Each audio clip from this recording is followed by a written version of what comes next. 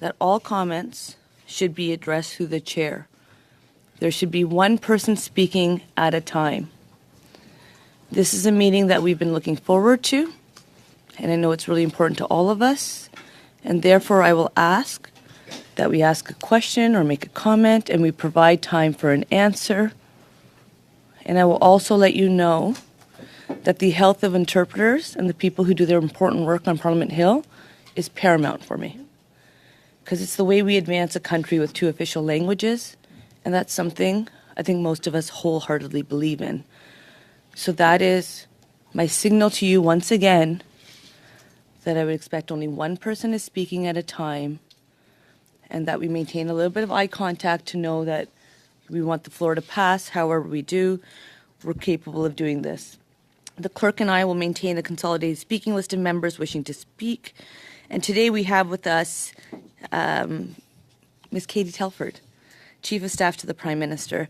And as a person who observes the Sikh faith, a member of the Sikh community, I do want to wish everyone celebrating a happy Vaisakhi. This is a really big deal in our community, so I just want to express that to everyone who is here in person and watching. So thank you. Ms. Telford, you will now have time for an opening statement, and then we will proceed to questions and comments from committee members. Ms. Telford, welcome to PROC.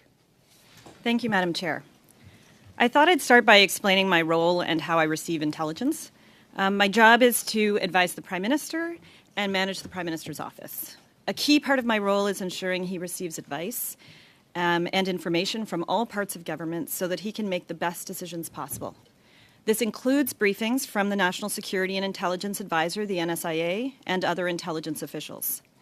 I am usually with the Prime Minister for these briefings. Sometimes we receive these briefings in secure settings known as SCIFs. That stands for Sensitive Compartmented Information Facility. All of our phones and electronics get locked up by the elevator and don't enter the floor, let alone the room itself. Other times, the NSIA will request that I read a document that is brought to me by a CRO, a client relations officer. The CRO hands me the document, supervises me while I read it, and takes it back. Sensitive intelligence is treated with the utmost care. There is a rigorous vetting process to obtain top secret clearance, which I have, and there are equally important obligations one must uphold to keep that clearance. That is because publicly disclosing what our intelligence agencies know or how they come to know it can irreparably harm Canada's national interests and put people's lives in danger. It can also threaten Canada's ability to obtain intelligence in the future because Canada is a net importer of intelligence. In my years in this job, I have seen a huge range of intelligence from all parts of the world. Some of it has been wrong, proven wrong, some of it right, some we may never know, or only with time will we learn if it's true. Even intelligence that is proven wrong can be useful. It can shed light on the motivations or the agenda of the source or a narrative that is being pushed. Intelligence often comes as fragments of information that then needs to be analyzed, assessed, discussed, to understand what they really mean. And that work has to be done by situating those fragments in a wider context of information. As the Deputy Minister of Foreign Affairs told you at this very committee, intelligence rarely paints a full, concrete, or actionable picture. Depuis 2015, Since 2015, our government has strengthened the measures that protect our institutions against foreign interference. I can confirm with certainty that it has always been a priority and that we have undertaken concrete actions on this file. It is therefore important to take a moment to look at the work that we have accomplished. In its 2015 platform, the Liberal Party had promised to create what is today the National Security and Intelligence Committee of Parliamentarians. He, as an MP under the Afghan detainee issue under the Harper government, Prime Minister Trudeau noted the need for some MPs to have access to classified intelligence, which was not the case previously. That is why our government passed a bill to create this committee. For 6 years now, MPs of all stripes have received, with a top secret security clearance, examine classified intelligence, study it independently, and report on it publicly. And the committee is now working on a review to assess the state of foreign interference in federal electoral processes, among others. The threat of foreign interference has evolved since 2015. We saw what happened during the American elections in 2016 and the French elections in 2017. So to better protect our federal elections in 2019, the government established a public protocol for major electoral incidents. And this protocol was part of our cross-government plan to protect Canadian democracy, which was launched in January 2019. The protocol, which is administered by senior public servants with access to classified information on national security, determined that the elections of 2019 and 2020 were held freely and fairly. In 2019, we also established an office to monitor national security and intelligence activities. And the office will examine our security and intelligence agencies to assess foreign interference before and after the last two elections. We also created the mechanism for rapid response and the working group on security and intelligence threats targeting elections. Both of those help us manage foreign threats affecting our democracy and to counter them. As the Deputy Minister of Foreign Affairs told you, the tools to fight against foreign interference are more and more numerous. By May 23rd, former Governor-General David Johnston will provide us with his recommendations on the matter. He will have unlimited access to classified documents to do his work. And of course, we already know that we will accept these recommendations. The Minister's office was told about specific intelligence and what we did as a result. I will do my best to answer your questions. At the same time, I must respect the law and the same boundaries as the Director of CSIS and the NSIA did when they appeared before you. These constraints are exactly why NSICOP was created. But what I can say here is this. When we receive intelligence briefings of any kind, we don't leave any stones unturned. We usually start by asking a lot of questions. Questions like, how credible is the intelligence? Who else has been briefed? Who else needs to be briefed? What decisions are in front of decision makers? What actions have already been taken? What actions can be taken? And what authorities are needed to take them? Very often, they are not within the Prime Minister's or Cabinet's authorities. By that, I mean those are decisions for law enforcement or intelligence officials. And as you've heard from them about the tools they have available, like CSIS's threat reductions. All that being said, if there are actions to be taken to protect national security, we do not hesitate. Let's remember that foreign interference threatens all democracies. It comes from many authoritarian states, like China, Russia, and Iran. It targets all aspects of society, our communities, particularly diaspora communities, our universities, research institutes, all levels of government, and all political parties. It is not a new threat, but it is an evolving threat. It is a threat we will continue to do our utmost to guard against. I want to end by addressing the debate around my appearance today and whether I am the right person to appear before you. I am a consumer of intelligence, not the one who briefs on intelligence. The NSIA is the person who directly reports to the Prime Minister on these matters. On top of that, for all the reasons outlined today, these matters are extremely sensitive, and the law limits what I can talk about in this public setting. Ultimately, I have accepted this invitation because I want Parliament to work. I've devoted most of my professional life to getting people involved in politics, to run for office, to advance the causes that they believe in, and to make a difference in their community and in their country.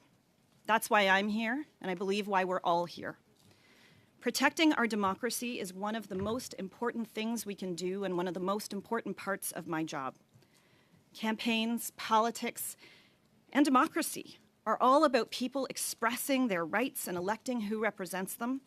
I will always fight for these rights and defend against any attempts to undermine them. And with that, I will do my very best to answer your questions. Thank you, Ms. Telford, for those opening comments and for being here with us today. We will now commence with 6-minute rounds, starting with Mr. Brock, followed by Ms. Sahota, et puis Madame Goudreau. And then Madame Goudreau, followed by Madame Blaney. One person will speak at a time. And Mr. Brock, the floor is yours. And I'll just give a quick reminder that this is Procedure and House Affairs Committee. It is not a courtroom. So if we can provide some time to ask the question, make the comment, and some answer, that allows our interpreters to work best. Interpreters, can you see me? Vous pouvez m'entendre? S'il y a un problème, s'il vous plaît, levez la main. Et je vais arrêter la rencontre pour que vous pouvez faire le travail qui est très... Please raise your hand if needed so that we can continue your important work. Thank you so much, Madam Chair, and good afternoon, Ms. Telford. Thank you for your attendance today. Ms. Telford, did the Prime Minister receive a series of briefings from Canada's National Spy Agency beginning in January 2022 on Beijing's election interference, specifically in the 2019 election?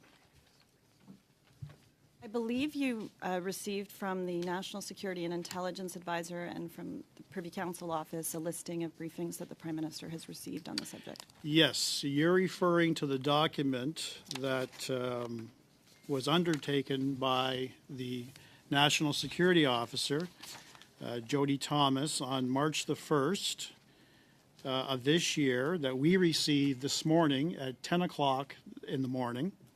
And I've looked at this, and there's no indication about any briefings in January of 2022. But noteworthy, the commentary on the beginning of page number 1 indicates the list is not exhaustive, as the records are not complete in all cases. And this only represents formal briefings as opposed to informal briefings. So I'll ask the question again. Did the Prime Minister receive a series of briefings beginning in January 2022 on Beijing's election interference in the 2019 election? Yes or no? I think, Madam Chair, the answer may have been given in the question, which is that in the preamble in the memo, it talks about how there's all kinds of conversations that go on about some of these topics that can't all be captured in terms of formal briefings, and you have the list of formal briefings that are provided in the memo. So I could take that as a yes, that he would have received some informal briefings in and around that time frame, January of 2022, as reported by Global News on November the 7th of 2022. I can't speak specifically to what was discussed in briefings over the course of those months and whether it was related to what was in the reporting. Again, Ms. Telford, I'm not asking for specifics. I'm asking you to confirm that is more than likely, in fact, it did happen, that he would have received briefings along those lines in January of 2022, notwithstanding that it's not repeated in this particular document that we got today. Did and more than likely, in my experience, are different things. I think it is quite possible that there were discussions throughout that time period around foreign interference. As I think the Prime Minister said yesterday, we have talked about these subjects a lot over many years because there's been a lot of activity and a lot of work that this government has done on this front. And the Prime Minister was briefed on China's Toronto consulate directing a large clandestine transfer of funds to at least 11 federal election candidates and numerous Beijing operatives who worked as their campaign staffers. That was the subject matter of those series of briefings in January of 2022. Are you confirming that? No, Madam Speaker, I can't, unfortunately, I can't provide information about what I have or have not been briefed on in an intelligence setting or in a public setting about intelligence. But what I can remind the members through you, Madam Chair, of is what the NSIA said when she was here, actually on March 1st at this very committee, and she said the connection that was being made between 11 candidates and funds that you're describing, that was inaccurate. If this was completely inaccurate, if this story of Global News on November the 7th was completely inaccurate, you would have said so, your Prime Minister would have said so, your members of Cabinet would have said so. So I'm asking you specifically, apart from the issue of clandestine transfers to 11 candidates, the other subject matter of those briefings, is that false? Is that inaccurate in any way? I'm sorry, you might have to clarify the question, Madam Chair. You've highlighted that there was an issue with respect to the Prime Minister never receiving any information respect to the transfer of monies to specific candidates. I'm talking about the broader description of evidence and intelligence that was shared with the Prime Minister in a series of briefings in January 2022, as reported by Global News. Is that inaccurate? So, Madam Speaker, I can't speak to the reporting that Global News spoke about. I can speak to my experience, which is that there have been a lot of conversations over many years. It's why all the different mechanisms that I outlined were put in place leading into the 2019 election and the 2021 election. There were further steps taken in between those two elections. Thank you. Did the Privy Council Office prepare a document entitled Special Report, date stamped January 2022? Yes or no? I can't speak to that Why? because I'm not sure what document you're referencing. If you can give me some more information, I probably still won't be able to confirm whether or not it's something I saw, but I'd be happy to try. It was reported in the Global News of March the 8th.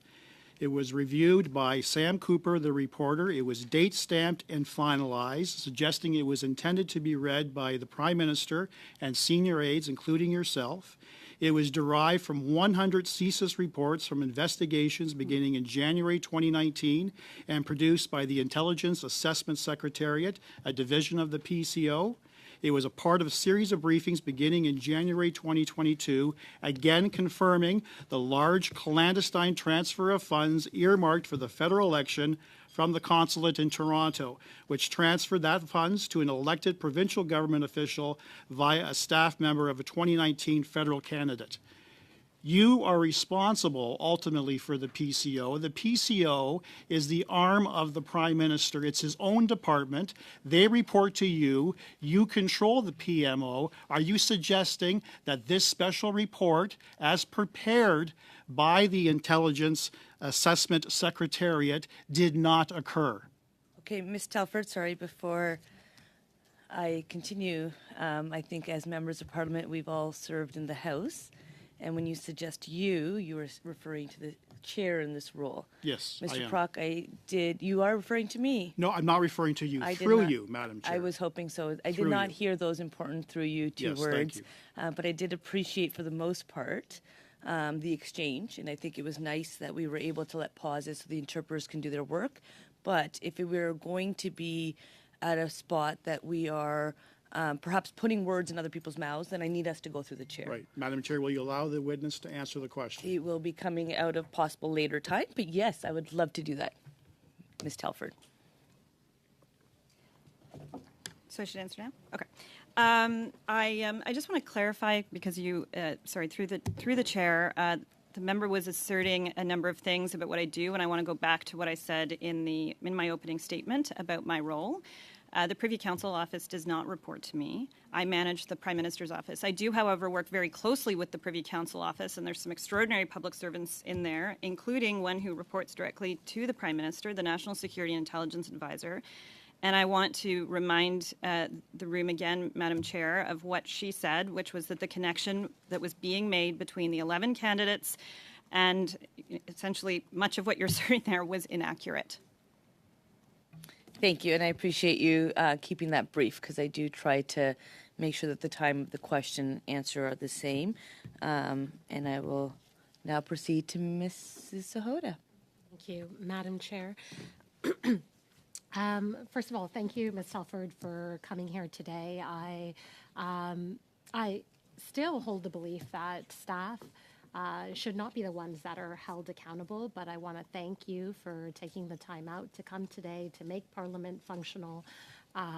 It's important to see that you've done that at many times during your time here as Chief of Staff, and not many others have ever done that. So I think that goes to show that you are a leader. However, I think some of the things that have been implied, which you've clarified, the fact that a Chief of Staff controls PCO is untrue.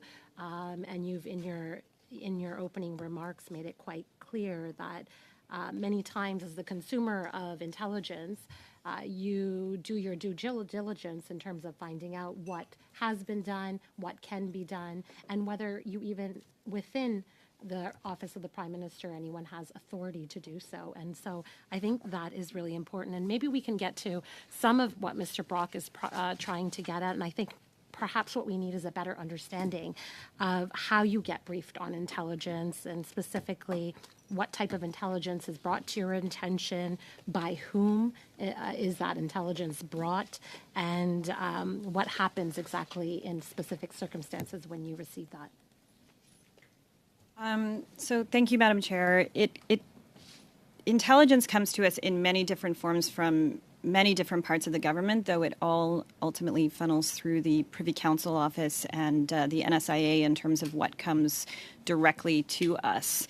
And so they kind of bring together so many different parts of government where intelligence can get collected, from the Global Affairs Department to D&D and CSE. There's a glorious number of acronyms that can sometimes and not always roll off the tongue easily, but they produce all that information, and then it comes into the PCO Intelligence Analysis Unit that will pull it together and determine what needs to make its way to the Prime Minister. And the NSIA, as I mentioned earlier, will flag some information that she will want read. Sometimes I will walk into the office and the crow will be sitting there, and I know I need to clear my schedule to read something. And other times it will get scheduled. Sometimes it's formal briefings. Sometimes, we see something, sometimes in reporting, and we will need to just catch up quickly in a sort of pull aside, as they say in government, in wherever we can find the time. And also, of course, ahead of any international meetings, whether they be international meetings happening here in Canada or happening when we're traveling around the world. It's particularly important because we work very, very closely with our allies on all matters to do with intelligence as well, particularly our Five Eyes partners. And so there's a lot of different opportunities that we talk about these things, which is why it gets complicated to try to pin down some of these briefings in the way I was being asked about. I guess I'll move on to part of your role is making sure that the Prime Minister gets the best information. So through these briefings, I'm assuming that at times it seems like from your description, it is just you getting briefed on some of the matters. Given that you're not an intelligence official yourself and a consumer, you rely on the work of these officials that's given to you. How do you then determine what is then briefed, or how, when and why the Prime Minister gets briefed? How do you make those decisions? So I can, as I mentioned in my opening statement, I'm usually with the Prime Minister when he's briefed on these matters, and it's actually pretty rare for me to have formal briefings where it's me alone. It doesn't never happen, but it's pretty rare, and it's usually a question of scheduling when that happens more than anything, because it's really based on the NSIA's advice. Sometimes other staff who are in the office, other senior staff, will meet with officials, or they'll read something in reporting and they'll say this is something that we should make sure the PM sees sooner than later. But ultimately, even those thoughts will go to the NSIA, who will make the ultimate recommendation on what needs to be scheduled, who should be there, in what format he should get briefed. Okay. So talking about particularly foreign election interference, you are often, I'm sure all of these briefings that you're discussing are not particularly about election interference. They're about travel that you do and interactions, foreign relations with many countries.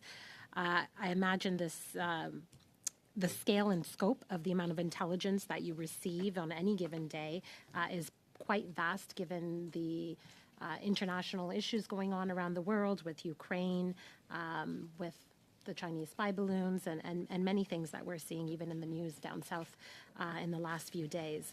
So given that it is so vast, can you help us understand a little bit better as to the amount of intelligence that is provided to your office?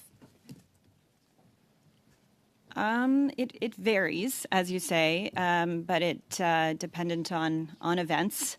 Obviously, a lot more starts coming in around the time of the balloons, for example. And certainly in the lead up to, as has been publicly spoken about before, and of course following the invasion of Ukraine, there's been all kinds of intelligence that came in much more increasing volumes. And so, it really does depend on the events, but there have been many events, as you said, in the last number of years. So this is a significant part of the job.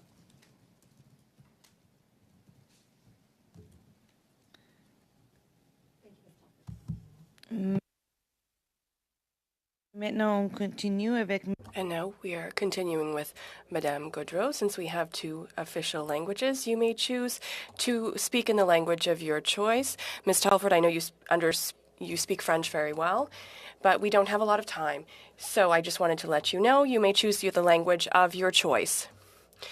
Madame Gaudreau, you have the floor. Thank you, Madam Chair. And thank you, Ms. Telford.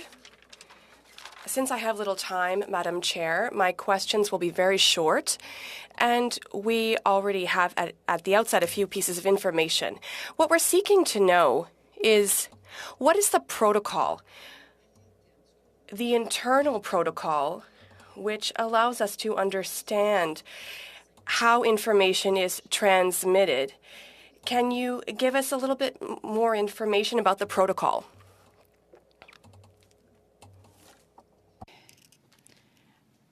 It largely, as I said, and this is why, there's a question around whether I'm the right person to be appearing here. And so, as I said, I'm going to do my best because and I apologize, I'm answering in English. I just want to make sure I'm getting it right and I can speak faster. It's largely run through the NSIA. I mean, that is who governs all the gathering of intelligence, and it's actually why the Prime Minister actually changed the title. It was the NSA when we came into government, and he actually inserted the word intelligence into it because that is such a huge part of the function of that function. And so they will gather, working with all the public servants that work for her and working with other security agencies across government, all the information on whatever the given issues are in any given week. There's weekly briefs, there's daily briefs, there's informal briefs, there's formal briefings. It really depends on what's going on in the world. Merci beaucoup. Thank you very much. My question is even more specific, Madam Chair. Given that the advisor, the NSIA, is there to guide you and inform you of what is urgent and important, my question is, what are the criteria? What are the signals that allow us to know that, as you say, Madam Chair, as Madam Telford said, that there's a red flag, that we need to be concerned? What are the criteria about for the NSIA's advice? Asked to her, I can't remember now, having read her testimony here, whether she answered a question like that, but it's usually, at least in terms of what makes its way to me. There may be things that don't make its way to me that should, or to the Prime Minister, but I can't speak to what I don't see. But what I do see, it's usually pretty self-evident in terms of what is of importance. It's an interesting question, but it really is usually pretty self-evident. Madame la Présidente, Well, Madam Chair, I'm just going to flesh that out by saying, the criteria are to allow us to know who is responsible for knowing when it's a time where there need to be a validation of the processes established that maybe didn't work, of the urgency to take action, because to respond to the visit by Madame Thomas, she said that the information was transmitted, but we want to know, where is the information? How is it that maybe you weren't aware of foreign interference, as you say, and now people are saying, no, there was information. What are the criteria? We want to reassure people. We are here in this process, and we want to ensure things are watertight. So can you please reassure us? Who is the information holder? How does this work within Cabinet with the Prime Minister and ministers? I guess I'll give it, and I'll try to do it efficiently. Two parts to the answer. One is, it is actually the National Security and Intelligence Officer, or advisor, who pulls all of that information together. But second, I think there are legitimate questions, and we had them when we were in opposition as a party, and they continue to exist today. And even in government, you have questions about whether everything's working right. And it's actually why this government put in place NSCIRA. And NSCIRA is actually there to oversee the security agencies and to make sure all those parts are working, and it's specifically working on this now. Madame la Présidente. Madam Chair, I would continue by saying, if we're here today and know that this was the last day, and we thank you for joining us, if we're here today, it's because we want to shed light and better understand this issue, and it's a golden opportunity to know whether there is information that might have been omitted. Can you reassure voters that we have a system that is watertight? I am not convinced right now. So I have about 30 seconds left. Could you please tell us, because that's why we're here today. So what I would just say to reassure Canadians through you, Madam Chair, is I just know the incredible work that the senior officials do day in and day out on this. I spend a lot of time with them, and they are constantly working to refine and improve processes, especially as new and different types of information comes forward. But I know that any time there is action that can be taken, they take it, and I know that there's any time that the Prime Minister can take action, he takes it, and he certainly encourages that kind of action as well. Je pense j'ai encore un droit. I think I have a right to one more question. Madam Chair, could our witness tell us whether there is information that she is keeping within Cabinet and that is not shared either to ministers or the Prime Minister on foreign interference? No, there's not. If I'm understanding you correctly, there is nothing that is ever kept from the Prime Minister. Certainly not by me. Merci. Thank you. Madame Blaney?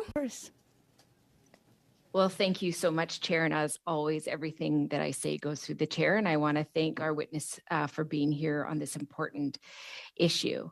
And I think the way I'll start is how I think I've started almost every question during this study, is the fact that this is very serious. And the most important part for me is that Canadians are losing faith in our systems. And what I would hope around this table and all the people who are represented at this table is that our commitment is, number one, to Canadians and making sure that they have faith. And what has happened around foreign interference in our elections is that we've seen Canadians losing more and more faith. And that's where I am concerned. So my questions to Ms. Telford are simply this. We have seen the Liberal MPs in this committee repeatedly point out that the Mahura-Arar public inquiry was really effective on shedding light on intelligence leaks and providing Canadians with transparency, even when the government at the time was providing misleading information regarding Mr. Arar. Given that even your former colleague, Gerald Butts, has called for a public inquiry, do you think one is needed? I think, as I mentioned in the opening statement, that for the very reasons you set out, in terms of the importance of this issue, the seriousness of what we're talking about, they need also to take it out of the partisan arena, and that it's an extremely complex issue for some of the reasons I laid out and for a number of other reasons I'm sure you've touched on in committee over time. That this is why the Prime Minister walked through a number of actions he took and a number of different follow-ups that are ongoing as we speak. As I just mentioned in a previous answer, there's NSCIRA. So sorry to interrupt. I certainly don't want to hurt the interpreters because they are very important to us and provide the ability for us to do our work. So I'm just, it seems to me that you're not interested in really answering the question, because what we're seeing is more and more distrust from the Canadian public. And I think a public inquiry would make a difference, because then people would see it come out of the partisan sphere. And right now it's having to stay in the partisan sphere because action is not being taken. So I'm just wondering, have you ever advised, through the chair, of course, the Prime Minister against launching a public inquiry? And if so, why? So let me try again on answering your question. I was certainly trying to. I think a lot of people look at the what's become known as POIC, the public inquiry that went on last fall in response to the Emergencies Act, and saw it having worked as another example. You spoke about another inquiry and said, why not do this? And there have been many discussions on this front, as you know, at this committee and in many other forums, including in our office and with the Prime Minister on this. And where we were able to come down as quickly as we could in our advice to him and in terms of the steps he then took was that we actually needed someone, and actually this is the same thing, interestingly, that the previous government did when they appointed former Governor General David Johnston to do a similar task, was to figure out what was needed. Where were the gaps between, as I was starting to mention to you, NSIRA and NSI COP? What were they not able to cover? What did the public still need beyond that to ensure that we are instilling the confidence in them that they deserve to have in our institutions? Because that's extraordinarily important to us. And ensuring that the right mandates are created, that the right kind of whether it's an inquiry or something else. And as I said in my opening statement, the Prime Minister committed to follow through on whatever the recommendations are that come out of the Special Rapporteur on this. It's not clear what the question should be. It's not clear what body is best to look at it given the sensitive nature of the information. POIC, yes, looked at some security information. This is almost entirely national security information. So figuring out how to do that is a task that he's actually going to be reporting back within a few weeks. And I hope we can wait for that so that we can then take those responsible next steps. Thank you so much, Ms. Telford. And through the chair, as always, could you just clarify, were you informed last year about the Chinese government funding at least 11 Liberal and Conservative candidates in the 2019 federal election? So, Madam Chair, I will repeat again what I've said a couple of times to members from the opposition, which is what the NSIA said when they were previously here at committee. I don't have information beyond being able to say this, and I thought this was pretty definitive, that the connection that was being made between these candidates and the funds was inaccurate. Okay, so I'm sorry to be upsetting you on these questions, but the Prime Minister said, let me be clear. I do not have any information, nor have I been briefed on any federal candidates receiving any money from China. So it feels like we got a clear answer, and I'm not getting that clear answer from you. So I'm just trying to understand this. It doesn't seem to make sense. And, you know, I am not one to bring in staff members lightly. I take the role of people who are in charge really seriously. However, every time we turn around, it feels like there's another article, there's another thing coming out, and this slippery slope of information coming in and out and not being clear is leading people to distrust. So can you be as clear as the Prime Minister seems to be? Because Canadians are not having faith in the Prime Minister or in these roles, and it worries me. So can you make sense of that? Madam Chair, it sounds like the member thinks that the Prime Minister was clear on this. I think the Prime Minister was clear on this. I agree with what the Prime Minister said.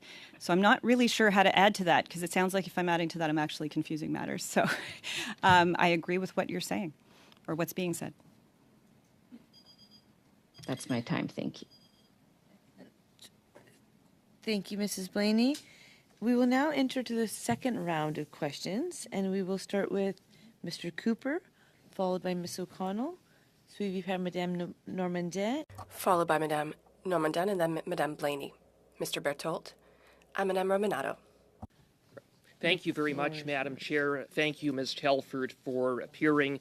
Ms. Telford, through you, Madam Chair, Mr. Brock provided the context of the special report, date stamped January of 2022. So now that he has provided that context, can you confirm that the Prime Minister received that document, and did he read it? So in terms of the specific document that you're referencing that was mentioned in reporting, Madam Chair, that and that the previous member was mentioning, I can't speak to whether or not we've been briefed on any specific documents or any specific subjects. But taking a step back from that and to the member's second part of his question, of course the Prime Minister reads any documents he does receive. Thank you, Madam Chair. Ms. Telford, when was the Prime Minister first briefed about Beijing's election interference in the 2019 election? When?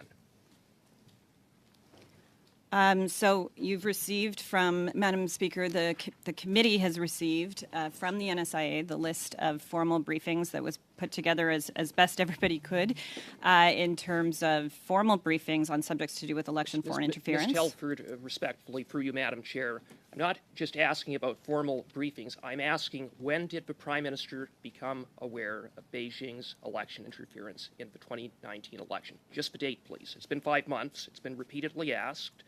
You're the top official in the Prime Minister's office. Canadians deserve to know when he first learned about it. Could you please answer? Madam Speaker, I would just Madam Chair, I would take a step back and just say this has been an ongoing conversation over many months and years as to what prospects were of potential foreign interference. It's why these different organizations were in place. It's why there was a report that came out of the 2019 campaign or election. Again, Ms. Telford, I want to be clear that Canadians deserve a date, so maybe to provide provide further clarity, the Intelligence Assessment Secretariat of the PCO prepared a daily foreign intelligence brief dated February 21st, 2020, in which that document has been produced to this committee, a heavily redacted version of that document. It speaks of, quote, subtle but effective interference networks in the context of Beijing and its interference in the 2019 election. It speaks of, quote, investigations into activities linked to the Canadian federal election in 2019 reveal an active foreign interference network. On what date did the Prime Minister receive this document? I could not tell you what date he did or didn't receive a document. Did the Prime Minister receive that document? I don't have that information in front of me in terms of that specific document you're holding. You don't have any information about that document. Now, it was a daily and foreign intelligence brief, through you, Madam Chair, it was a daily foreign intelligence brief. Ms. Thomas said that it would have been in the Prime Minister's daily reading material. Would she be wrong? It may have been. I am not suggesting she's wrong. It's that I can't speak to where he was that day. Sometimes briefs come in a whole bunch of different formats because those kinds of pieces of information are not just floating around. So I don't know whether he got a verbal brief that day, whether he got a weekly wrap-up that week, or whether this was a daily one that he had on his desk. This document has been widely reported. It's one of the very few documents that have been produced to this committee, and it's highly relevant to the question of what the Prime Minister knew and when he knew about Beijing's election interference. And your inability, your refusal to answer whether the Prime Minister had, in fact, read this document, was briefed about it, is troubling. It doesn't inspire confidence. In fact, it invites suspicion. And perhaps your unwillingness to confirm that is because, as Global News has reported, that document spoke of, quote, foreign interference networks in the Greater Toronto Area that implicate at least 11 candidates in the 2019 election, that Beijing's Toronto consulate was involved, and that it involved the clandestine transfer of funds. So, in other words, the Prime Minister seemingly knew as early as February of 2020 about candidates. Why has he misled Canadians for the past 5 months? So a couple of things, Madam Chair, is one, everything the Prime Minister receives, he spends a lot of time with, and he most definitely reads. So I can confirm that if they are documents that he received, he absolutely read them. Second, that he's briefed on matters of foreign interference and matters of election foreign interference as per the documents you have received on a regular and ongoing basis. And third, on the specifics of what you were referencing there, I can't get into, unfortunately, in this public setting, what was or wasn't briefed on in the level of specificity you'd like. Thank you. Mrs. O'Connell. Thank you, Madam Chair. Thank you, Ms. Telford, for being here. I want to start off with kind of following up where the Conservatives just left off.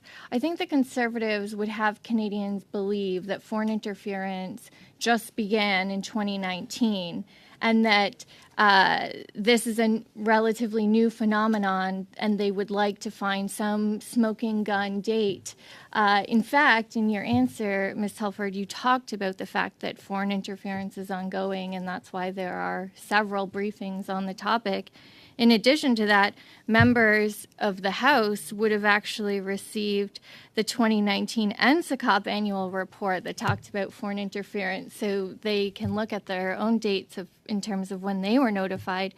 But I want to get to the issues around foreign interference, the fact that it's not new. And you mentioned in your opening statement the fact that Canada is a net importer of intelligence. We can look at the situation that's happening in the U.S. right now. They're having very similar debates about foreign interference and national security information being in the public realm.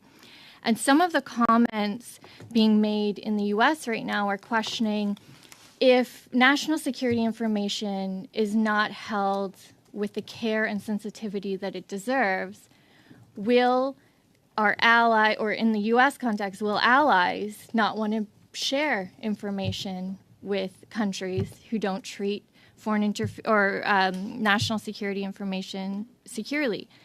As Canada is a net importer of intelligence, the requests from Conservatives to have unredacted documents, to share details of national security information, details of briefings, would that not pose a significant risk if Canada no longer took the strong and firm approach to handle national security with the utmost care and sensitivity that it deserves? Would that put us in risk of not receiving intelligence from, for example, our Five Eyes allies? Thank you, Madam Chair. And that is why I raised it in the opening statement, that is something that we have to always be guarding against and careful about. We have to treat this material with care, both because it can put lives at risk, most importantly, because it's in Canada's national interest to keep this information protected, but also because of the impact it could have in terms of relationships with allies who we share intelligence with and who we receive intelligence from. And it's actually one of the reasons that the government put into place NSICOP, because it was actually something we looked at our allies, many of whom already had organizations like that. And it was something that the government, before the current government, did not put in place and did not take any steps on this front, despite having been embroiled in the Afghan detainee issue, which I spoke to in my opening statement as well. They just continued to provide information or continued to refuse to provide information to the House when the House was looking for it then.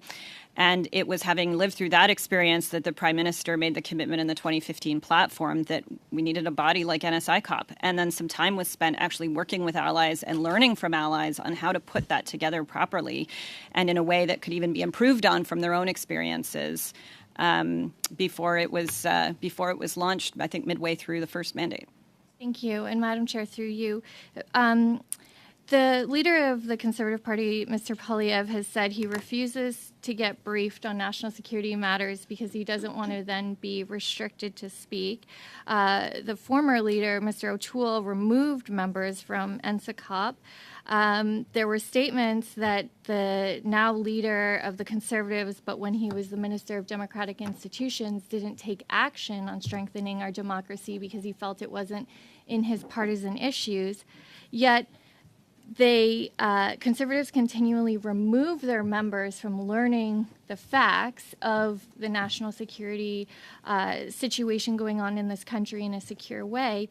Yet when you appear today, and reasonably so, say there are going to be limitations on some of the information you can share in an open setting, Conservatives say, what are you hiding, etc. Mr. Cooper's used collusion in the past. Could you maybe speak to the fact, the reasonableness that if Mr. Poilievre doesn't want to be briefed so that he is no longer constrained to keep national security matters confidential, that can you perhaps speak to why the sensitivity around your testimony today?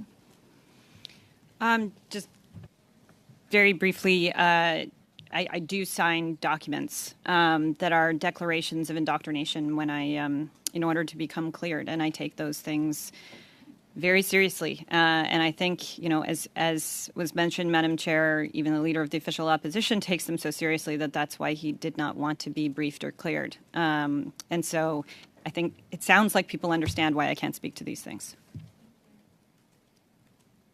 Thank you. Madame Normandin. Madame Normandin. Thank you very much, Madam Chair. Madam Telford, I'd like to come back to a response that you gave to my colleague, Madame Gaudreau, through you, Madam Chair. You mentioned that when information is received, the criterion that is used to know whether it would be transferred to the PM is obvious. You see it in the information whether it should be sent or not. Would that follow under what is evident, for example, ridings that receive money directly or indirectly from the Chinese consulate in Toronto? So I will go back again, either to, as one of the other members of the opposition said, the Prime Minister's words or the NSIA words to this, in the NSIA's case, it was to this committee, or the Prime Minister's words in the House or publicly. That the connection being drawn between those candidates and those funds is something that hadn't been briefed on and wasn't accurate in terms of how the reporting was. And the reporting evolved over time as well, I would just note. But it would seem that it's information that would deserve being transferred to the PM, would it not? Thank you very much. You mentioned also earlier always being present or nearly present when the Prime Minister receives information. In this case, were you present when this information was transmitted, whether it was by document or by informal meeting, because you said it was not a formal from February 2020. Do you recall being present with the Prime Minister when the information was transmitted? So, Madam Chair, if we're talking about the information that I just talked about being inaccurate, then there wasn't such a meeting to be present at. But as I said in my opening statement, I am usually there when he's being briefed. There are times I'm not. When he's traveling and I'm not on that trip and he's getting briefed directly, then I'm not getting briefed at the same time, and those would be some of the rare occasions where I would be getting briefed separately. But in terms of the specific that you're referencing, it doesn't, there's nothing more I think I can say on that. Okay. But nevertheless, when you receive information and when you consider that it is inaccurate, the information is still received. Do you recall receiving the information and then deemed it incorrect afterwards?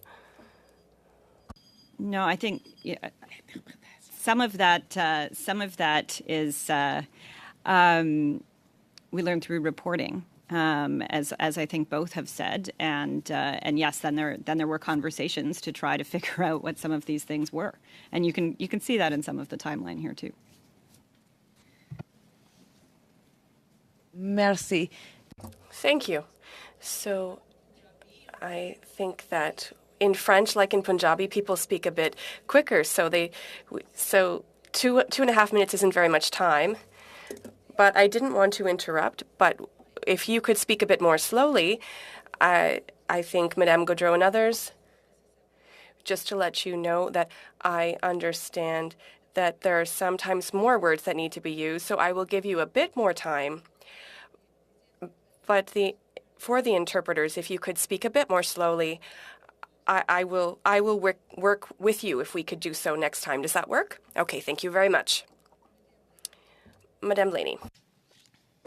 Thank you so much, Chair. So my question again returns to the lack of trust that we see in Canadians having for our institutions, and that it's really been shaken by these allegations. So should the current rapporteur, David Johnston, recommend against moving forward with a public inquiry in May, do you think, Ms. Telford, that Canadians will accept that? Do you see any scenario where not moving forward with a public inquiry will help? I think I don't want to presume on what the special rapporteur is going to recommend, the government and the Prime Minister has committed to following through on the recommendations and to when they come forward, and it's not very long from now. So I think we need to make sure that we follow through on that as expeditiously as possible, so that we can all together across all parties build trust and continue to build trust in what is a troubling issue for everybody. We all should be working on this together.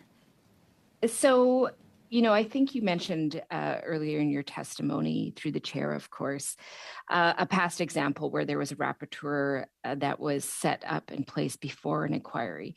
I just want to be clear that in that case, the terms of the inquiry was the focus of the rapporteur, to actually look at what those terms would be and how they would be followed.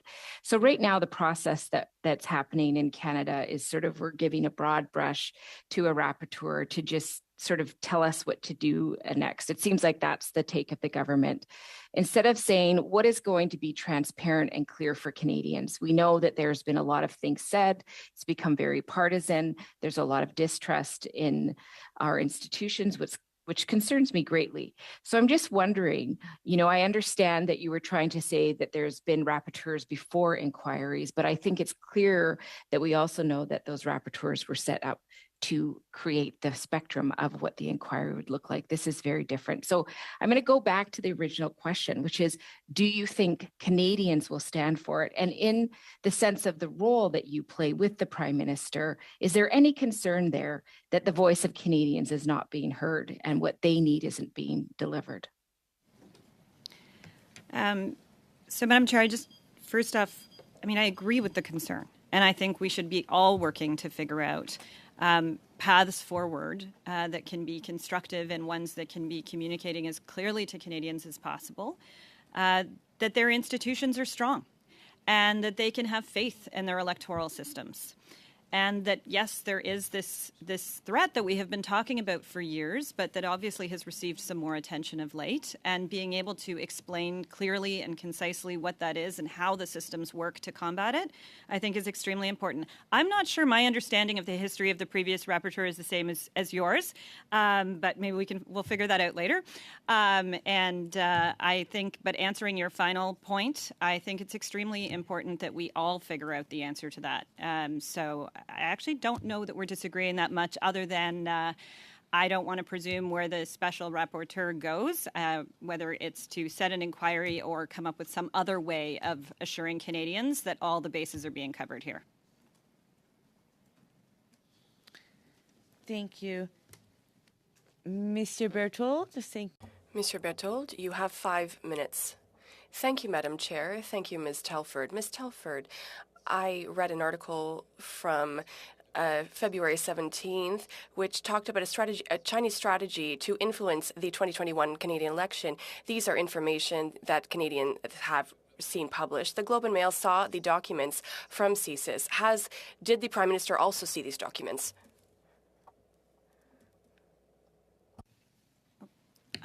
I can't, unfortunately, speak to specifics of what the Prime Minister has or has not been briefed on in all of this. But as I said before, in taking a step back from the specifics of your question, the Prime Minister has been briefed regularly and gets information in a variety of different ways on what was happening around election interference in the last 2 elections. Merci, Thank you. You already said that. Did you see these documents? The answer would be the same for me. The documents that were shared with our Five Eyes allies, with the governments of France and the Germans, that were reported on in the Globe and Mail, that Canadians were made aware of in newspaper articles. The Prime Minister certainly saw these documents, did he not?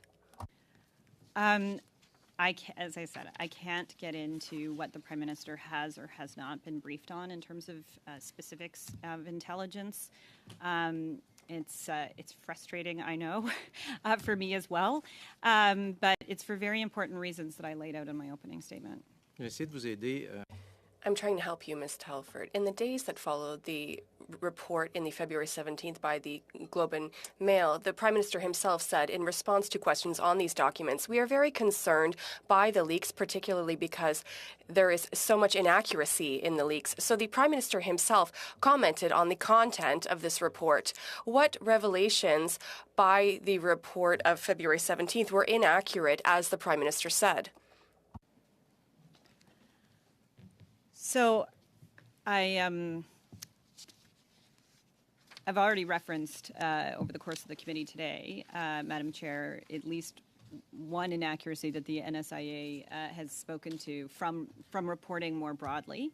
I can't, unfortunately, go further than where the NSIA went or the director of CSIS went in when they were speaking before the committee. On va passer en revue les faits. We'll review the facts reported by the Globe and Mail, Ms. Telford, because these reports are drawn from a series of intelligence collection documents. The first fact, the objectives of Beijing were to bring in a minority government. Was that inaccurate? Was that what the Prime Minister was referring to as being inaccurate? There have been a number of things we've been following up, obviously, on the reporting throughout the last number of months, and there have been a number of things that don't add up in the way that we know them or that officials are able to tell us about. Thank you. I will raise another fact. The objectives of Beijing were to damage Conservative candidates that were seen as being harmful to its objectives. Did the Prime Minister see that as inaccurate as well? I would take a step back to where Canada was in its relations with China going into the 2019 and 2021 elections. They were probably at their lowest point. Madame Telford. Ms. Telford, the question was, this is something that I didn't want to do, but the time for interpreters will not be taken out of your time. I will give it to you. If we could take a bit more time and continue as we are doing, I think that would be very good. So I understand very well that you have questions, and I have both official languages. My first language is Punjabi. It takes a bit longer to say things in that language, so I know you don't speak it, but you speak French. So I will give you time. If you could not interrupt, that would be better. Is that okay? Okay. So, Madame Telford, Beijing's tactics were given cash donations to those. Was that deemed inaccurate by the Prime Minister? Well, as it relates to the stories around the 11 candidates, I think you've already heard me repeatedly, Madam Chair, talk about how both the NSIA and the Prime Minister have spoken to that and to where they saw a gap and an inaccuracy in the reporting. Beijing was asking companies to hire international students and to have them hired on summer election campaigns. Was that deemed to be inaccurate by the Prime Minister?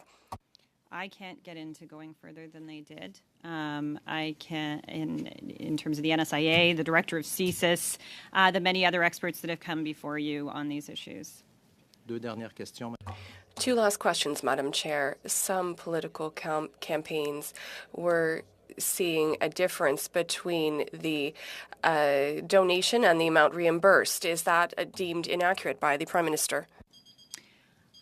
I would just say on matters related to fundraising and donations, Madam Chair, and I think all members here are very familiar with this. I certainly am from my days as a past campaign director. There are very robust election finance laws in this country, and actually they were made even more robust and transparent under this government. And if there were concerns there are methods to investigate any fundraising anomalies that are seen or alleged to have happened. Merci. Thank you. Thank you very much, Madam Chair. Madam Telford, the Prime Minister is very quick to reveal when information is false. And there is another thing that I would like to talk about in the article. The diplomats from the Beijing consulates, including former heads of consulates, made statements that were false. Did he deem this inaccurate when there was so much inaccuracy in these articles that he commented on the report, the CSIS report himself, and you refused to make any comments on them yourself? Madam Chair, I appreciate that we are now quick to respond to things when I thought we had been told many times we have not been quick to respond to things in the past. And part of the reason we haven't always been able to be as quick as, boy, we wish we all could be in responding to questions on this is because this information and the subject matter is just so very important, that it's so important, as I said in the opening statement, that when you're getting fragments of information, not only to figure out what those fragments are and where they situate, but to put them into a broader context. And being able to figure out what you can and can't say publicly is not something that I should be sitting here doing. And that's why I set out in the beginning, I've got to respect the boundaries that were set by the National Security and Intelligence Advisor and the Director of CSIS when they were here before me. Merci, Madame. Thank you, Madam Telford. Ms. Romanado. Thank you very much, Madam Chair, and through you, I'd like to thank Ms. Telford for being with us today. I just want to highlight a couple of things that I heard today, and I want to reiterate, there's a big difference between a willingness to share information and a capability to share information. And Ms. Telford, you've explained multiple times it's not a lack of willingness, but in terms of national security issues, we cannot share this information. You also, in your opening statement, explained a little bit about the impact of that, and my colleague, Ms. O'Connell, referred to that with respect to our relationship with our Five Eyes partners. The issue of foreign interference in elections is not something new. This is something that New Zealand is looking at right now in terms of their elections. This is something that's happening around the world. We saw this in the presidential election in 2015, questions about that. You did mention the importance of being able to share that information and receive that information from our Five Eyes partners. But you also said something that was really important to me. As you know, my son is an intelligence officer in the Canadian Armed Forces. So I know full well the importance of maintaining information that does not belong in the public sphere. And to do so, and I will put in quotes exactly what you said, it puts lives in danger. We created the NCCOP Committee of Parliamentarians, and I've looked at those who sit on this committee, and I have full confidence in the members of NCCOP that are from all of our parties, including a retired colonel with over 25 years of service who sits on this committee, and I have the full trust in his capability to look at something like this. Given the measures that the Prime Minister has taken through various tactics, whether it be through the naming of a special rapporteur, we have CITE, we have the panel, we have the National Security and Intelligence Advisor, we have NCCOP, we have PROC looking at this. I believe also it's come up in the Ethics Committee. Do you believe that the question of foreign interference and how to detect, deter, and counter it will take multiple prong approach, given the complexity of this issue and the evolving threats of foreign interference? So a couple quick things, just on your first point of how this is not a new problem. I believe it was in the CSIS documents that were tabled sometime ahead of my appearance in the last number of days. It talked about actually how CSIS briefed us in 2015 when we first got into government. This was not new to our government, but as I said in the opening statement, it has been evolving, and this government has taken more steps than anyone has before. And actually, one of the steps, you mentioned a number of them there, and one other one that involves our allies is the rapid response mechanism that Canada actually played a leadership role because it was the G7 meeting that was in Charlevoix where that came about. And actually, some additional countries have joined beyond the G7 to be part of that work. So Canada's actually been leading on this in the world. And to your point of the multi-pronged nature of this, it's why in 2019, I mentioned this in my opening as well, there was a kind of pan-governmental whole-of-government plan to protect democracy that was introduced because it has to take into account misinformation and disinformation as well. And so the Department of Heritage is involved, and there's, many, many different departments and agencies throughout government have to be thinking about these things and are and have been for a number of years now, though there's obviously still more work to do. Thank you so much. And I brought this up in a previous PROC meeting. Would you say that perhaps one of the recommendations that PROC can make coming out of this study would be to make sure that members of Parliament are adequately briefed on how to recognize and mitigate and prevent foreign interference? Would you recommend that this committee suggest that members of Parliament and perhaps even their staff be briefed on what to look for, not only in election period, but in terms of our day-to-day actions? Would you recommend that members of Parliament and their staff receive some training in this regard? Ms. Telford, before you answer, and I will provide you time to answer, I just want members to know in the room that you're recognizing that the camera might not be switching from the person who is speaking at all times. I know, Ms. Romano, you did not notice that the camera was not on you in the room. We understand that for public broadcasting on ParlView that it is switching. So that issue for the purposes of this room, we will get sorted out. But for the public, Mrs. Romano, not only did they hear you, they saw you. And that is something that's very important to us here. Mrs. Telford? Just two quick thoughts on that. One is certainly there is training for, and I received it when I first came into government, one of the more eye-opening briefings you can get. And then, but in terms of members of Parliament and whether more should happen on that front, I believe there were recommendations about that. I'm now not recalling whether it was which of the reports, but I think coming out of NSI COP actually.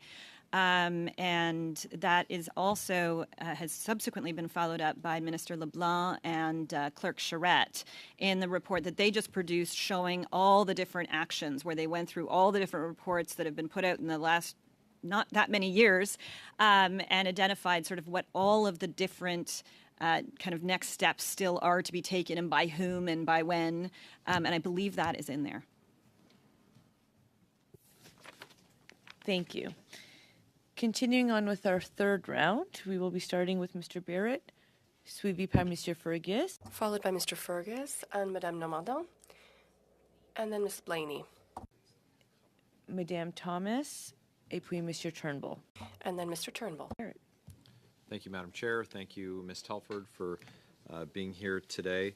In the document received from the Privy Council Office, the Prime Minister's Department, that was requested on March the 2nd, it was received by this committee this morning.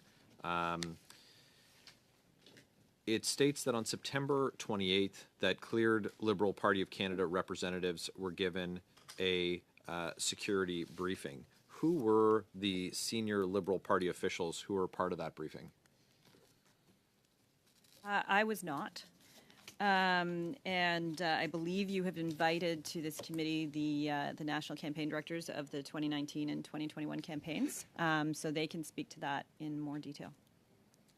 Do you know who the cleared representatives were for the Liberal Party? I do know that Azam Ismail, who you have invited to the committee, was one of those cleared representatives. Okay. Was Zita Astravaz one of those cleared individuals? I don't believe so. Okay. I can't say that with absolute certainty, but I don't believe so.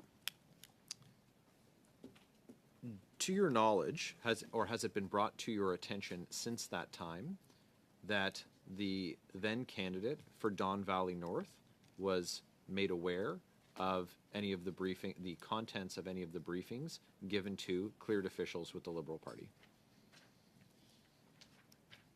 Sorry, I'm not sure I'm following. Was he? Well, did the candidate for Don Valley North, to your knowledge, was he given a readout or made aware of the contents of the briefing that was given to the cleared officials with the Liberal Party? So, Madam Chair, not to my knowledge, but I was not involved in that at all during the campaigns. I was on a full-time leave for both campaigns on the road with the Prime Minister for the whole campaign, so these were things managed by headquarters. Okay.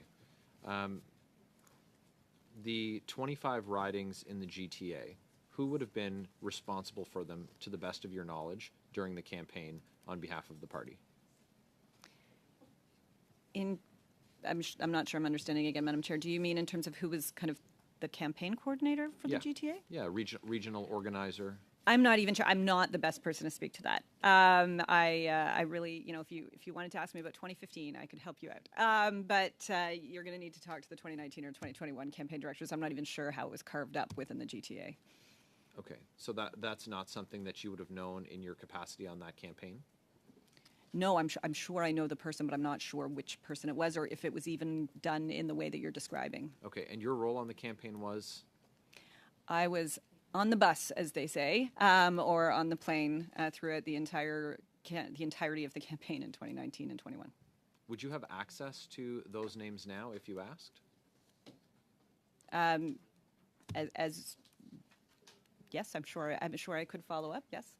Would you undertake to provide those names, the name of the individuals responsible for the GTA during the 2019 election campaign? Could you provide those to the committee? So, Madam Chair, I can follow up on government side, though I would encourage the parliamentary committee, since you have the national campaign directors from those campaigns coming, that it's probably more appropriate to be coming from the party side.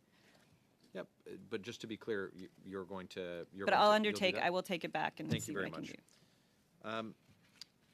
So there were media reports that there was an urgent briefing given to the cleared Liberal Party officials, and it would be helpful to know, again, in that same context, we will ask the Liberal Party officials when they come what their list of cleared officials were. If you could make the same inquiry and provide that information to us, and you've indicated to the affirmative? Yes. Okay, thank you very much. That would be incredibly helpful. Because this speaks to, of course, the concern that information was made available to these officials who would then, it would be reasonably expected that they provided it to the Prime Minister, which is what you said. If you receive the information, you share that information with the Prime Minister. Yes, and, Madam Chair, I have every confidence that they would talk to the Prime Minister about anything they found out. Did you recommend to the Prime Minister against removing the candidate from Don Valley North as a candidate for election? Madam Chair, the member that's being discussed stepped outside of caucus quite recently, so I'm not sure what is being referred to. The question is exactly as stated. It's if you recommended when the candidate for Don Valley North was a candidate for election, if you recommended against his removal from the slate of candidates running for the Liberal Party. What I can say is I was never involved in a conversation on the subject. Okay. Conversations did occur. No, I'm saying I was not privy to a conversation. I don't have an answer for you on this because there was no conversation that I was part of on this subject. Excellent. Thank you. Thank you, Mr. Barrett. I will just like to confirm that as part of the witnesses who we have asked to appear, campaign managers have been invited to a future meeting, and we do anticipate that meeting taking place in the month of April. Invitations have been sent out to the 4 names that we were provided. 1 has confirmed, and we're just pending responses from the other 3, and we hope to have those soon, and we'll share that information with all members as it becomes available. Mr. Fergus. Mr. Fergus, you have the floor. Thank you very much, Madam Chair. And through you, I would like to thank Ms. Telford for joining us today. It's very She's been speaking from the heart, and I appreciate the time that she's taking to answer our questions on national security. Ms. Telford, you mentioned in your statement something that, in my opinion, wasn't fully appreciated in many of the hyper-partisan discussions on the topic. When we are dealing with foreign interference, a large part of what needs to be done, the measures to be taken, are protected by politicians. It would be completely inappropriate for politicians to be informed. For example, CSIS transmits information to the RCMP or the Federal Election Commissioner so that they can launch inquiries.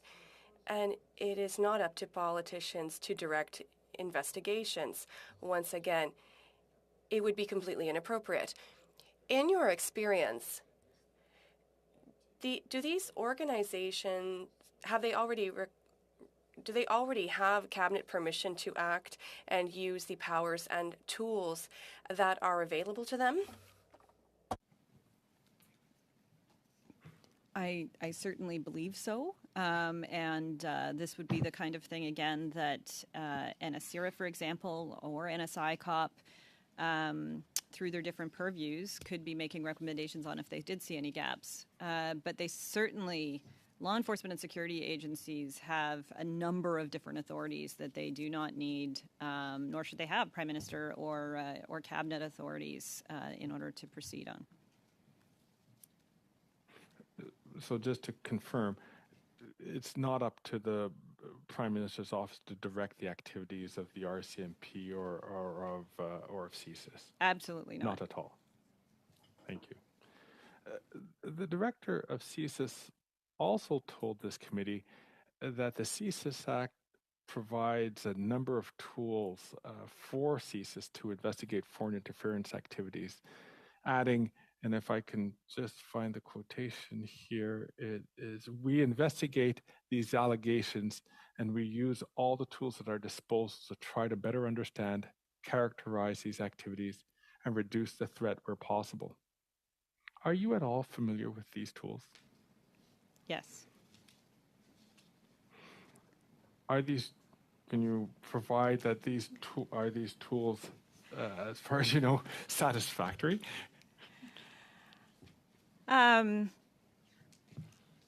Look, I think there is. We're learning quite literally every day more and more information that is going to teach us and teach different parts of government how they can improve and what more tools they may or may not need to have. You know, these last number of months, even just in terms of trying to figure out how to communicate to the public on some of this has been an exercise for everybody in some cases in new and different ways, less so perhaps for the political side. But I think the tools have been used more than they ever have before, is my understanding. And I think you heard that from David Vigneault when he was here as the CSIS director. And agencies are talking to each other regularly, and they brief up regularly to ministers, to Prime Minister, to each other. And it's because this has been, as I said, while it's not a new threat, it is a evolving one. And obviously, as one of the other members here said, you know, there's been a lot of events in the last number of years. So whether it was, you know, misinformation and disinformation being spread during COVID, which was talked about in one of the, I think it was the NSICOP reports, whether it's talking about election foreign interference attempts, whether it's looking at businesses, as I mentioned in my opening statement, and the minister from innovation was looking. Actually, he made changes earlier on within the last number of years on that front. Like, I think the government has to continue to keep evolving and adapting as we learn about these threats. I appreciate that. If I can sneak in one last question.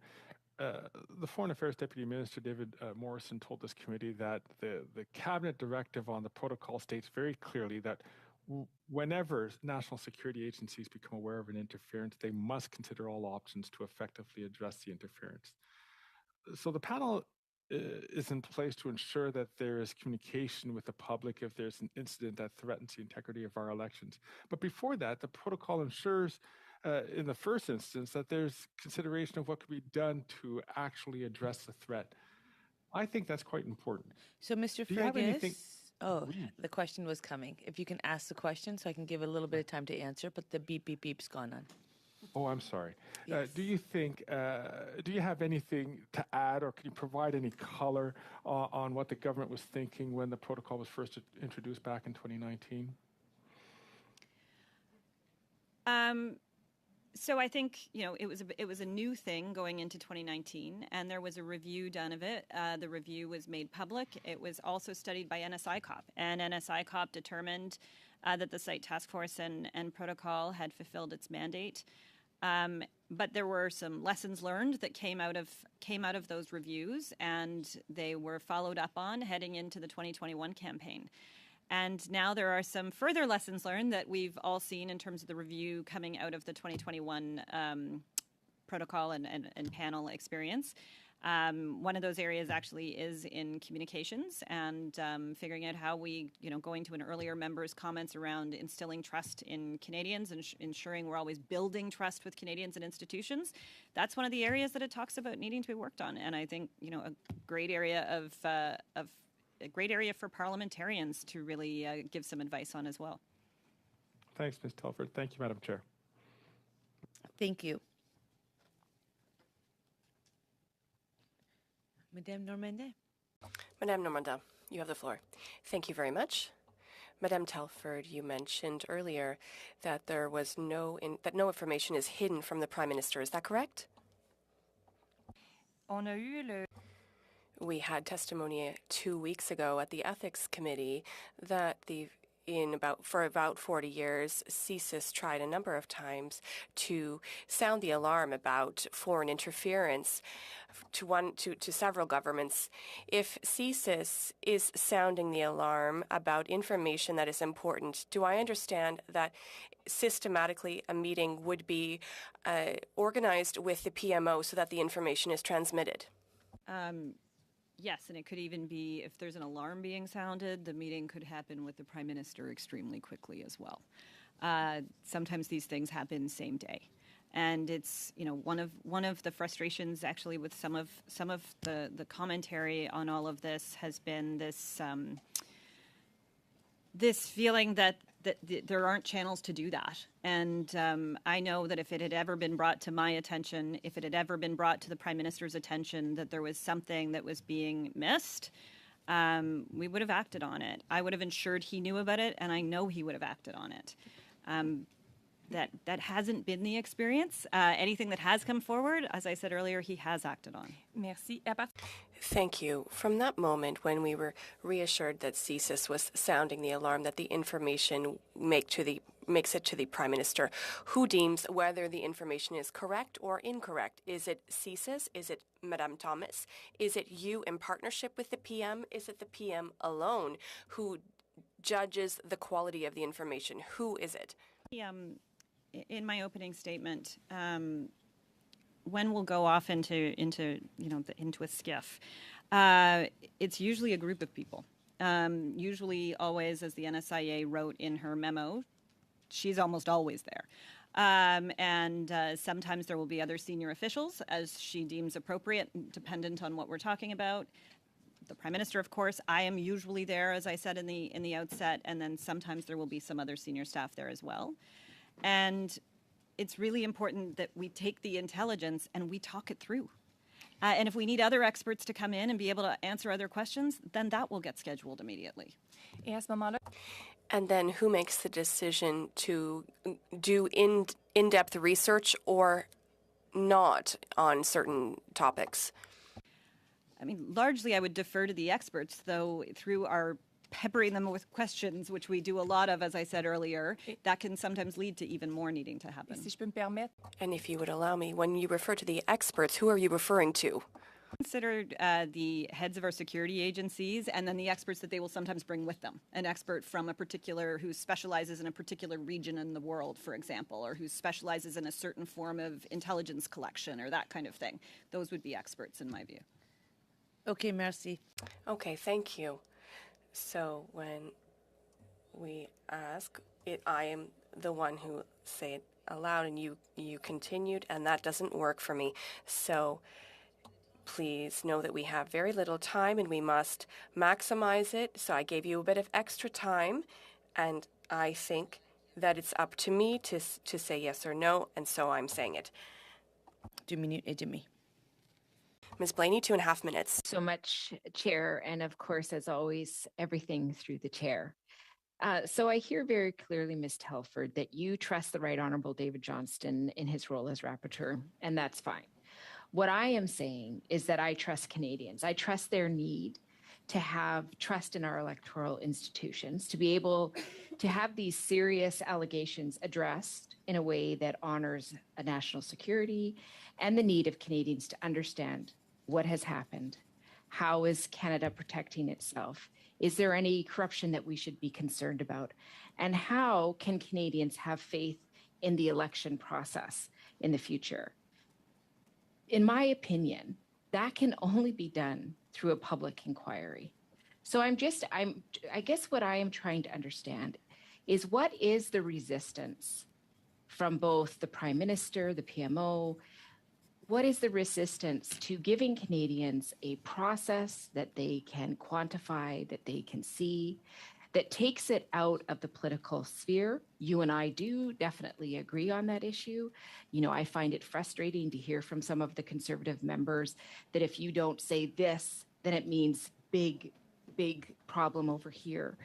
But I also don't like the sense that I think Canadians are having that these big concerns are being minimized. Look at all the things we've created. Don't worry, there's no problem to see here. I don't believe that Canadians agree with that. So it feels like we're having this tug of war, and what we're forgetting in that tug of war is the accountability that Canadians require to have faith in our institutions. So I ask again, what is the resistance? Why can we not move forward in this way so that Canadians have assurance that their institutions are working, responding to the changing reality that we're in, and that we can have faith in those systems? Madam Chair, I would just like to start by saying it was suggested, perhaps, that the member trusts Canadians, and that's somehow different than my own point of view on things. And I just want to say it is exactly because I trust Canadians that I do what I do, and that I believe in elections so much, and that I believe in the protection of our elections. And it's also why the government has taken the many, many steps that I've already outlined, and many more that I didn't have time to get to, over the course of our time in government. And it's not so much resistance as it is actually making sure we are setting up the right things, that the right environment is being chosen to be able to dig into the matters that you're talking about, so that those exact questions you're talking about can get proper answers. Thank you.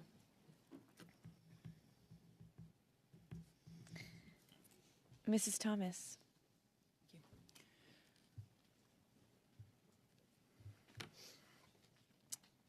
Ms. Telford, on February 13th, the Globe and Mail reported that in 2019, a CSIS briefing to the Prime Minister's office and the Prime Minister's Chief of Staff, who of course is you, warned about the connection that the former Liberal MPP for Markham Unionville had to the Beijing consular.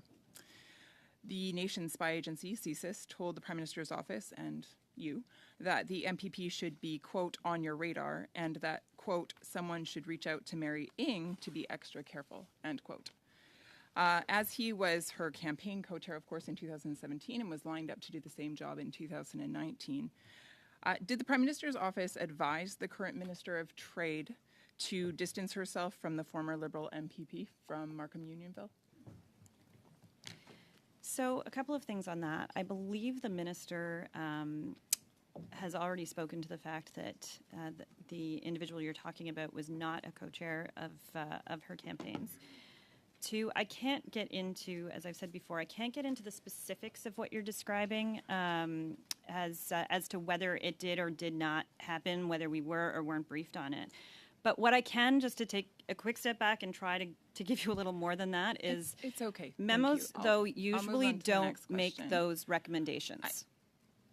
So that might be helpful for you to just know. for clarity, he was in fact her campaign co-chair in 2017, so you cannot deny that, and was lined up for 2019, but then promptly dropped within a matter of time of this report being released. So that's just an interesting fact for the public to consider. I would also remind you, Ms. Telford, that you do have the ability to talk about the extent and the timing of briefings. And the reason I say that is actually because intelligence and security expert Wesley Wark, who served for 2 terms in the Prime Minister's advisory with regards to intelligence and security, has said so. So if he says that you can provide those details, I'll take his word over yours. So let's just start on that platform, shall we? No. So I'm going to pause your time. That's great. I'm Thank you not for sure what's pausing it. happening here. And I feel like we've been doing a really good job. I was actually saying that because the line of questioning's been so fruitful that perhaps we should try to get in a little bit of extra time past 2 o'clock just to make sure that we do get the information that we are requesting. As I said at the top of the meeting, as I have repeated, this is not a courtroom. It's a Procedure and House Affairs Committee where members of Parliament sit and we do important work. Comments are made through the chair. And Mrs. Thomas, as someone who has chaired committees very well, you know very well the important work we do as chairs. So I will ask you that comments be made through the chair. The floor is back yours.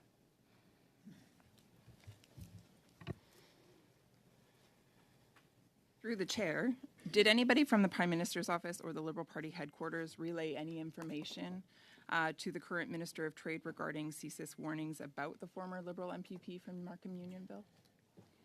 So, Madam Chair, I would encourage the members, if they have questions on the Minister Ng and her local campaigns, to raise them with her. I do believe she's on the public record, though, already on these questions.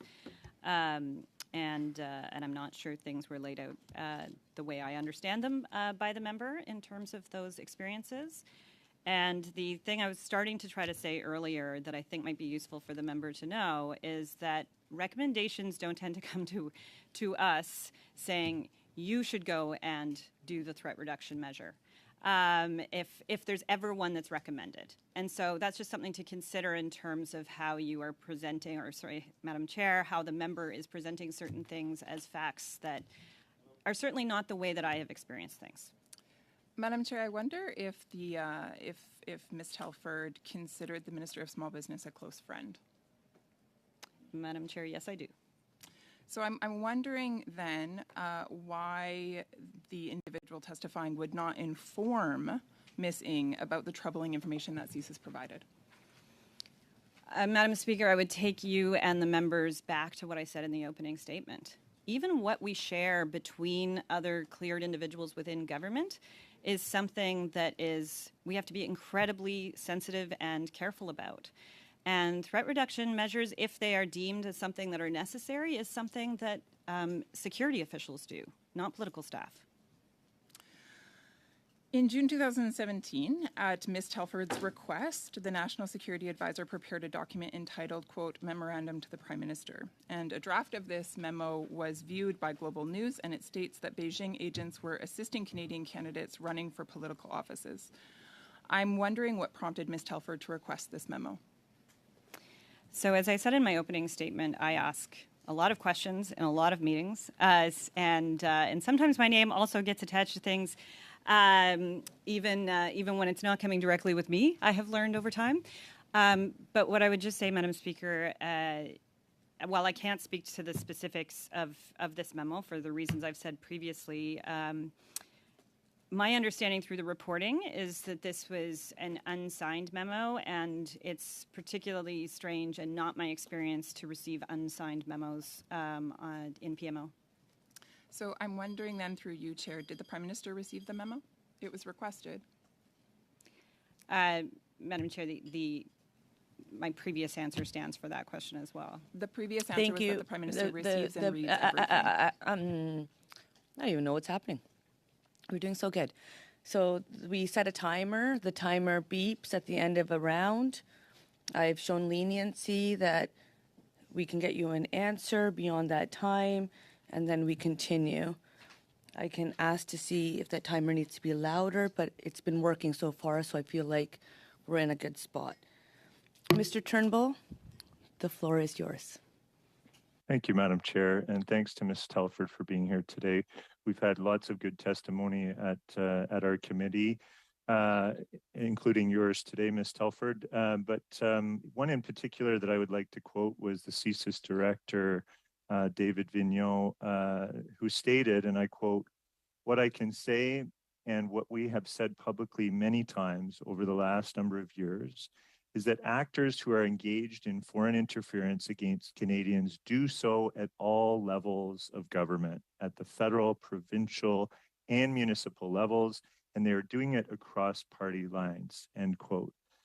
You made a similar comment, I believe, in your opening remarks, that foreign interference really affects all levels of government and all political parties. Unfortunately, I think in our proceedings and throughout many months now, we've seen a highly politicized environment, which is unfortunate. And we've seen some members of this committee indeed try to use this issue to score cheap political points, really at the expense of our democracy, I feel. So, Ms. Telford, do you think that Canadians are really well served by those trying to make this into a partisan issue? No, I don't. And I think there's a lot of, and I've seen this obviously at times, but not as much as I think we would all like, is to bring this into a nonpartisan arena, or even a multi-partisan arena, right? I mean, that's the interesting thing in terms of some of the mechanisms that are in place that this government created, because there was nothing before this government, certainly nothing anywhere close to the things that this government has put into place, is that one of the mechanisms, NSICOP, is multi-partisan. So I almost think of it as nonpartisan because the work that comes out of it and the way in which they operate, it feels that way, in contrast to sometimes what we see in other places. But it is actually a multi-partisan place that is all parliamentarians with full access. They are cleared and get full access on the subjects that they are studying.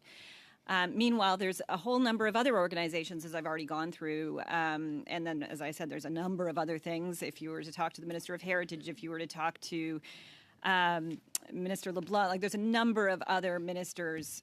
Much of government has to consider the possibilities of foreign interference these days, and so that's why there's a whole of government approach on this as well. But as you said, it's beyond government. It's far beyond government. And so there have been organizations set up, coordination bodies set up between provincial and federal bodies. There have been new kind of communication channels set up between security services and financial sectors and businesses and all kinds of things that have been going on the last number of years that would be really worthwhile everybody who hasn't already learning even more about, because I think these are things that could give comfort to Canadians to know that all these steps have been being taken and that it is being taken this seriously, not just by this government, but by the whole country, because holding our institutions strong and being comfortable that our democracy is working, there's nothing more important than that, I don't think, for Canadians. I concur wholeheartedly with that statement and that very strong sentiment that you've just sent.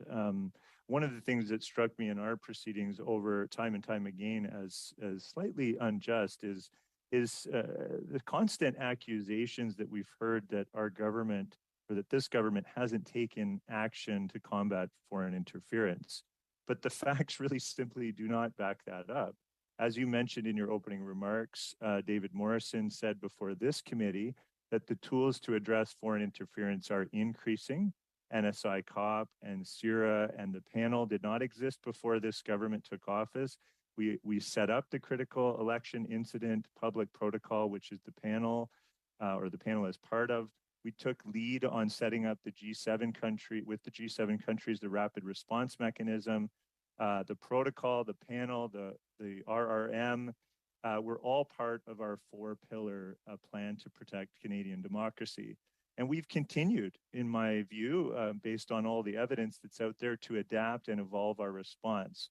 The protocol was independently reviewed after both of the last two elections, and updates were made to really strengthen it.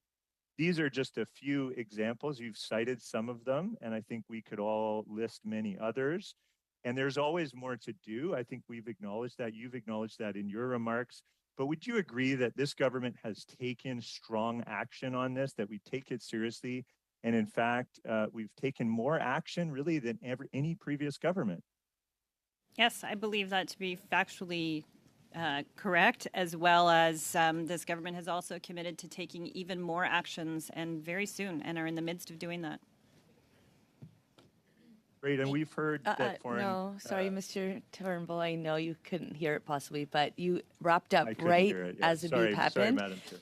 And Ms. Telford has provided you an answer, so thank you for that. And now we will enter into our fourth round.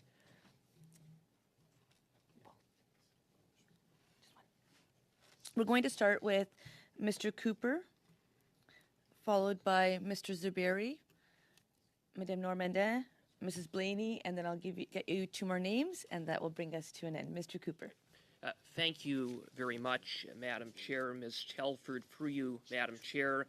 10 weeks before the 2021 election, Bob Soroya, the then Member of Parliament for Markham Unionville, received a cryptic and threatening text message from Beijing's Consul General in Toronto, suggesting that he would no longer be a Member of Parliament after the 2021 election. Were you, the Prime Minister, or anyone in the PMO briefed or otherwise have knowledge about that text message?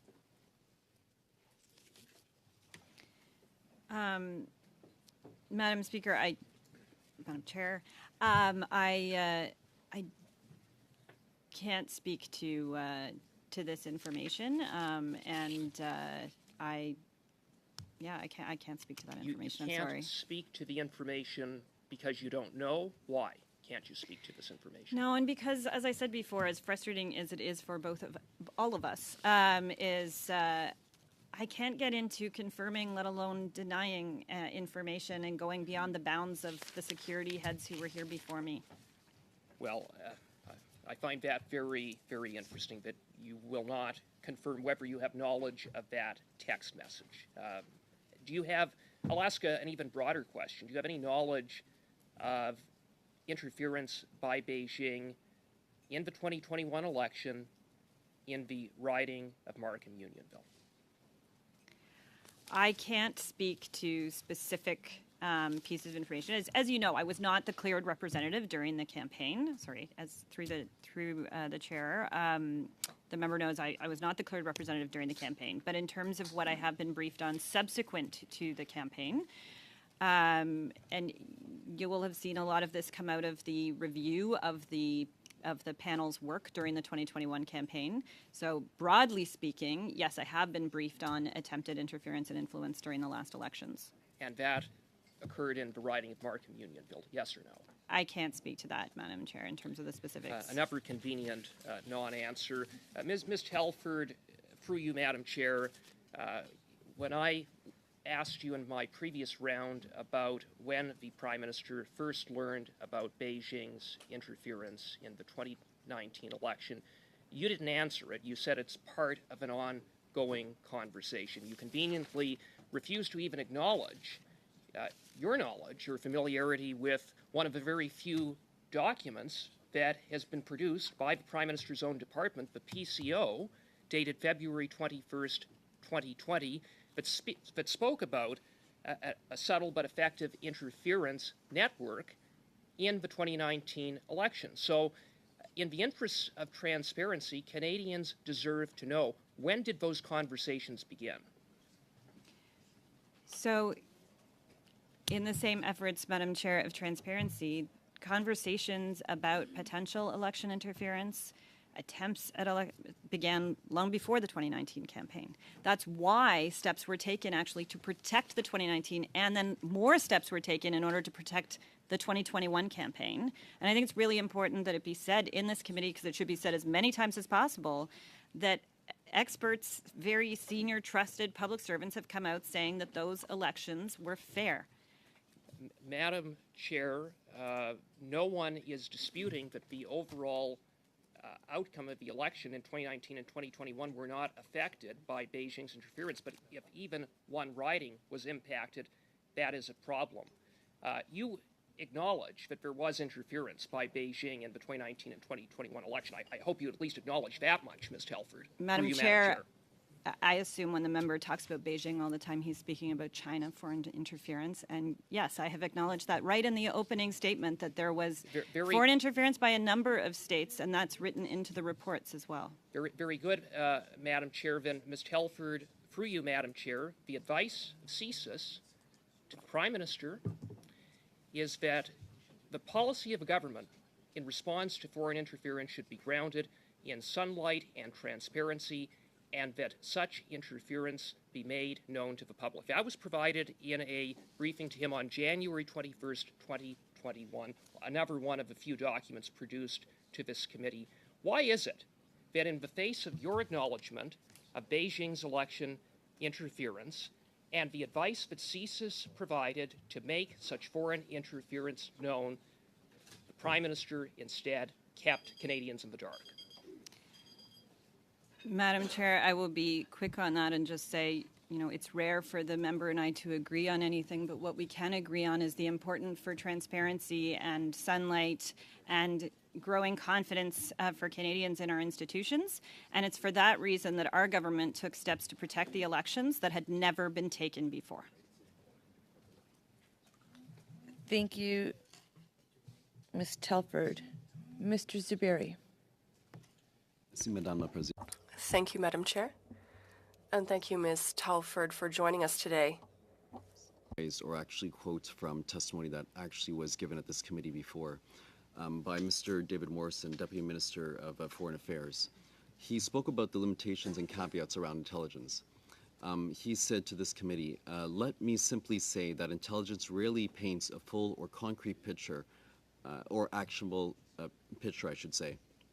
Intelligence almost always comes with a heavy caveat and is qualified in a way designed to caution consumers, such as myself, he's referring to himself, the Deputy Minister, from jumping to conclusions, while at the same time helping us at least to gain a little more awareness. He continues, now I, for one, am very glad we live in a country where even information of unknown reliability is passed up the chain, because that allows people like myself, again the DM, daily consumers of intelligence, to begin to form a picture of what might be going on and the steps that might be needed to be taken if information turned out to be accurate or part of a larger pattern. He continues, but let me say it is extremely rare to come across an intel report that is concrete enough to constitute a smoking gun. Intelligence is much more a game of disparate pieces of information, many of which don't seem to fit together, at least initially. He continues, in this context, I would like to make a final point. Intel that gets leaked is taken out of context. For example, a report from a single corroborated source. If that report instantly becomes taken as fact, this can be prejudicial to Canada's national security. There is nothing our adversaries would like more than to divide Canadians and to call into question our very institutions that keep Canada safe. I know you spoke about this in your opening statement. Would you like to elaborate a bit further on the DM's comments in relation to this and his previous testimony? I would just, and it's something that might be worth, so thank you for that, because I think it's worth pausing on a little bit more something I said in my opening, which is sometimes the intelligence is wrong. In whatever form you're looking at it, there is something that you are, whether it's because you talk it through with others, you're looking at it in a different context, you're comparing it to other things, because of your own knowledge, because of somebody else's knowledge in the room, you know it to be wrong, and yet you still look at it because it paints a broader picture. You still leave it in there because it's useful to even know that there's that information that's being spread out there or that's being stated somewhere for some reason. And if that is taken completely out of context, then no one has the opportunity to put it into that wider context, to know what is true and what isn't true. Also, some of it you need to take time with to be able to figure out its veracity.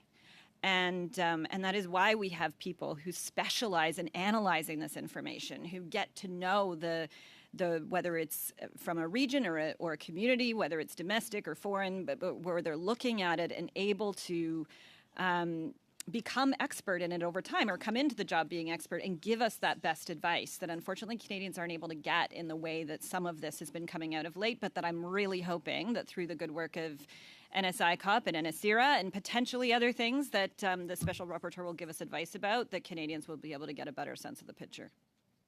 Thank you. And another question I'd like to touch upon is last month the Minister of Public Safety launched a consultation about having a foreign influence registry, I should say. And this is a critical step that we should be taking, this consultation and potential action on that. We know that diaspora communities are they face the challenges of foreign interference. Diaspora communities are impacted by this. The CSIS director,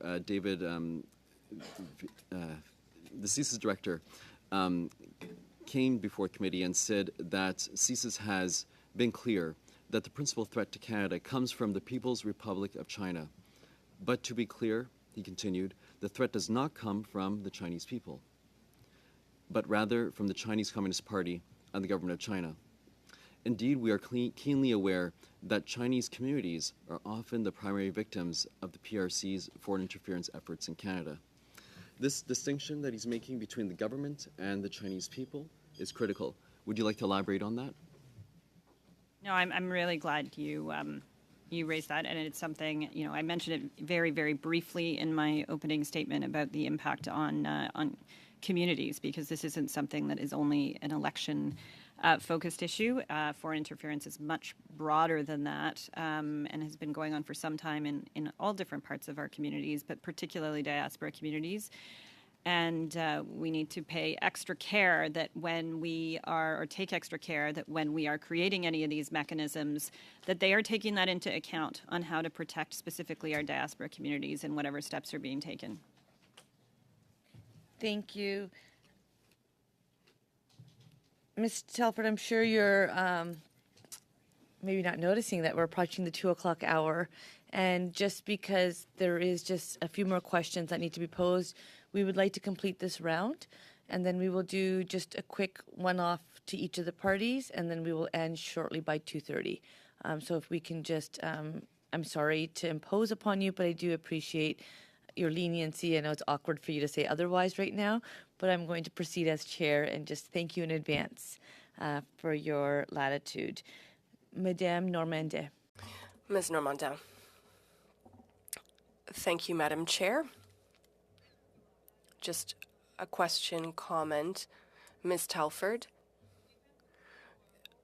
there's been a lot of references to the NSICOP for managing the issue of foreign interference, but he said it was very difficult to obtain cabinet documents to do his work properly, and we know that they must counsel Mr. Johnson in the decision to recommend or not a public independent investigation. There is a context where there is funding at Canadian universities by foreign interests. There is increasing information that the Trudeau Foundation had regular ties to the PMO. There is more information about foreign interference in at least 11 ridings. Doesn't it become at some point too vast to be managed internally, and it needs a public independent inquiry like Mr. Butts recommended? Sorry, there was a lot in there, Madam Chair. So on the provision of information to, NSICOP Special Rapporteur, I know that the Prime Minister has committed to providing and giving access to as much as possible. He provided unprecedented amounts of information and access to information during the POET committee. or inquiry rather, in the fall. And so if there are concerns on that front, I'm happy to take those back. In terms of ties to PMO and things, there's a lot of kind of assertion and innuendo there, Madam Chair, that I'd be happy to answer questions on if there are questions on that, because there's not a lot there. And just in terms of the broad question of is it too vast, well, it's exactly for that reason. That there are a number of different organizations looking at things, that the Prime Minister did the additional step of putting in place an independent special rapporteur to exactly identify what might be getting missed in all of this and what more needed to be done to ensure we are getting as much of the best work done possible into all these different parts, but also that we're effectively answering Canadians' questions, most importantly, perhaps. And on the role of Mr. Johnson, there is increasing information that there were ties between the foundation and Mr. Trudeau, and that Mr. Johnson was aware of the donation, and that he may rule that there is no need for a public inquiry without, are you not limiting his ability to make good decisions about holding an inquiry or not? So I'm glad you asked that, because I think it's really important to make clear, and I know it's been said in other public forum, but to make clear here, given the subject matter here, the Prime Minister has had no contact, he's had no relationship with this organization for over a decade. So when we insinuate that there are some other ties there, there aren't. The tie is in the name. Merci. Thank you. Well, thank you so much, Madam Chair, and everything, as always, is through the chair, so I appreciate that. And I just want to say to Ms. Telford, we had a little bit of discussion earlier on about a previous inquiry, and I've done a little bit of research on it. And I just want to quote from a Toronto Star article that it says, Harper last month asked academic and lawyer David Johnson to craft the terms of reference for the inquiry, and that Harper says he'll take whatever advice Johnson gives. So just clarifying that a little bit. And happy to share that with you if that helps you understand the point of view that I'm coming from. But I do want to go back to this issue of having a public inquiry, having a transparent process that Canadians can have faith in. And I'm just curious, there was some questions earlier about what we're seeing across this country, which is an increase of anti-Asian hate. And that's very concerning because it puts people who are in this country, many Chinese people in this country who have been fighting for an extremely long time to get acknowledgement from this government about interference from China into this country. So people who were willing to take that step to draw attention to that issue. So if the rapporteur comes forward and recommends a public inquiry, I'm just wondering if the PMO, if the Prime Minister, if Ms. Telford would admit that it was wrong to allow these issues to fester in the public mind for such a long period of time, that it's created a distress that is just not necessary. And that the longer we ask Canadians to wait, we are actually harming other populations by not seeing that action. So I'm just wondering if that would be the case and if there would be a willingness to say, you're right, we should have just done this in the first place. I feel like we're going to have to take the discussion on what happened in the past offline, because I totally know the article you're talking about, and I can point you to another one. But I think we're actually dancing on the head of a pin there. So in terms of the actual substance of the rest of your question, I believe, and I suspect we will agree to disagree on this, Madam Chair. I believe what is a bigger problem in terms of things festering at the moment is the partisanship and hyperbole that has been brought to this so often in the discussion in the last while. And it's why we needed to get it out of the hands and into hands like the agencies and Committee of Parliamentarians that do seem to be able to work in a way that doesn't do that. And it's why the special rapporteur was necessary, because somebody had to be able to put their mind to it that was out of this space to figure out what those other appropriate next steps might be. Thank you. We're going to go 4 minutes to Mr. Brock, followed by 4 minutes to Mrs. Sahota. Mr. Brock. Thank you, Madam Chair.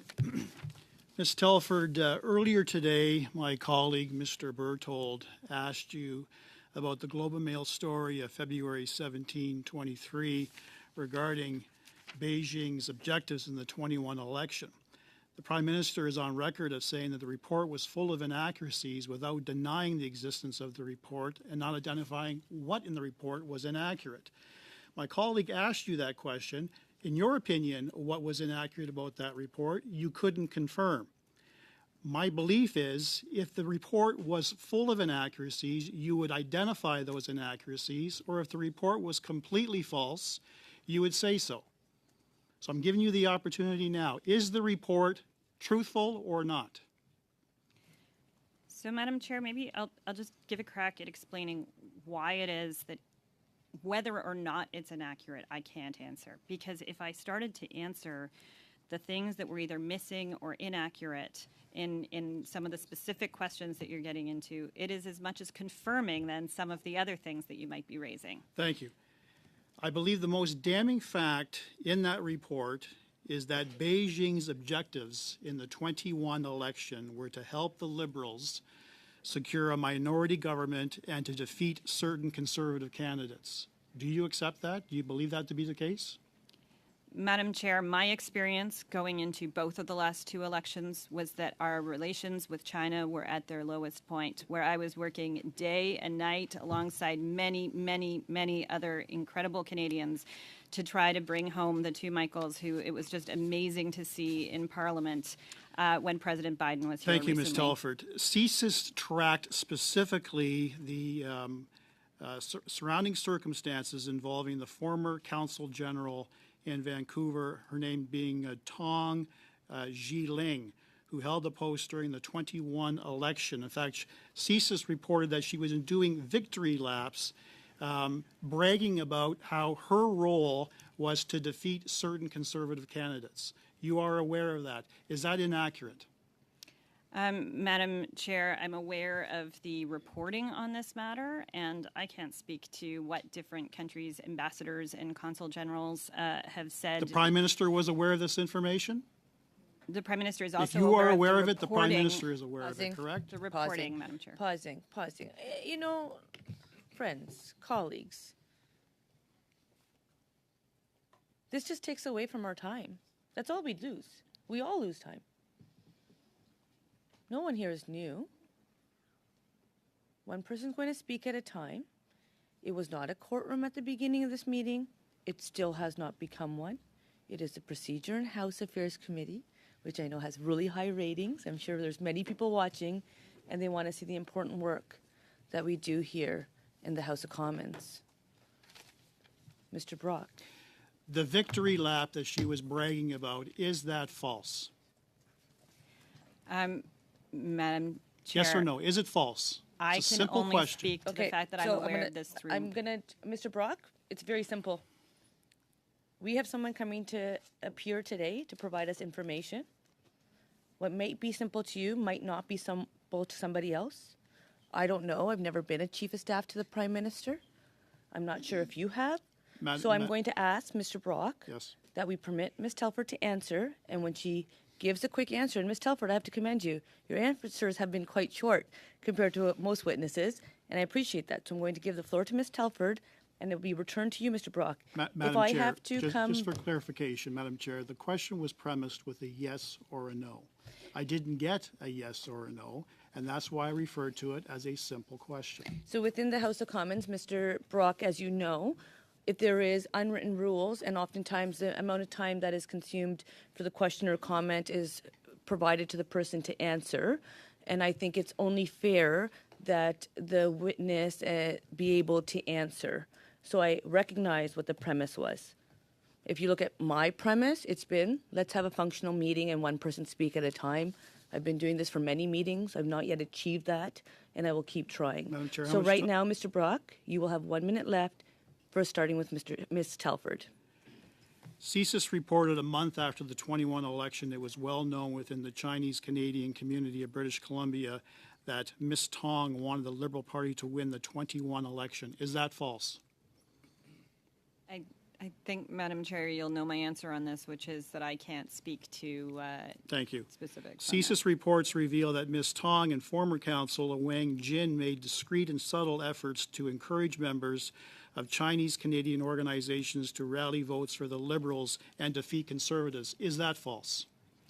Madam Chair, I think what I would just remind the members is something I said in the opening, and that's come up throughout this committee, actually, which is that interference in elections has an impact on all political parties. In November 21, CSIS reported that Ms. Tong described former MP Kenny Chiu as a vocal distractor when discussing his defeat in the 21 election. She also is reported to have said that Mr. Chiu's loss proved that their strategy and tactics were good and contributed to achieving their goals. Is that false? Is that inaccurate? Madam Chair, I'm going to have to give a similar answer, but I would say that it's important to remind people, because of the insinuations I think coming through from the member, that the election has been examined by experts, and they have deemed it as one that was free and fair.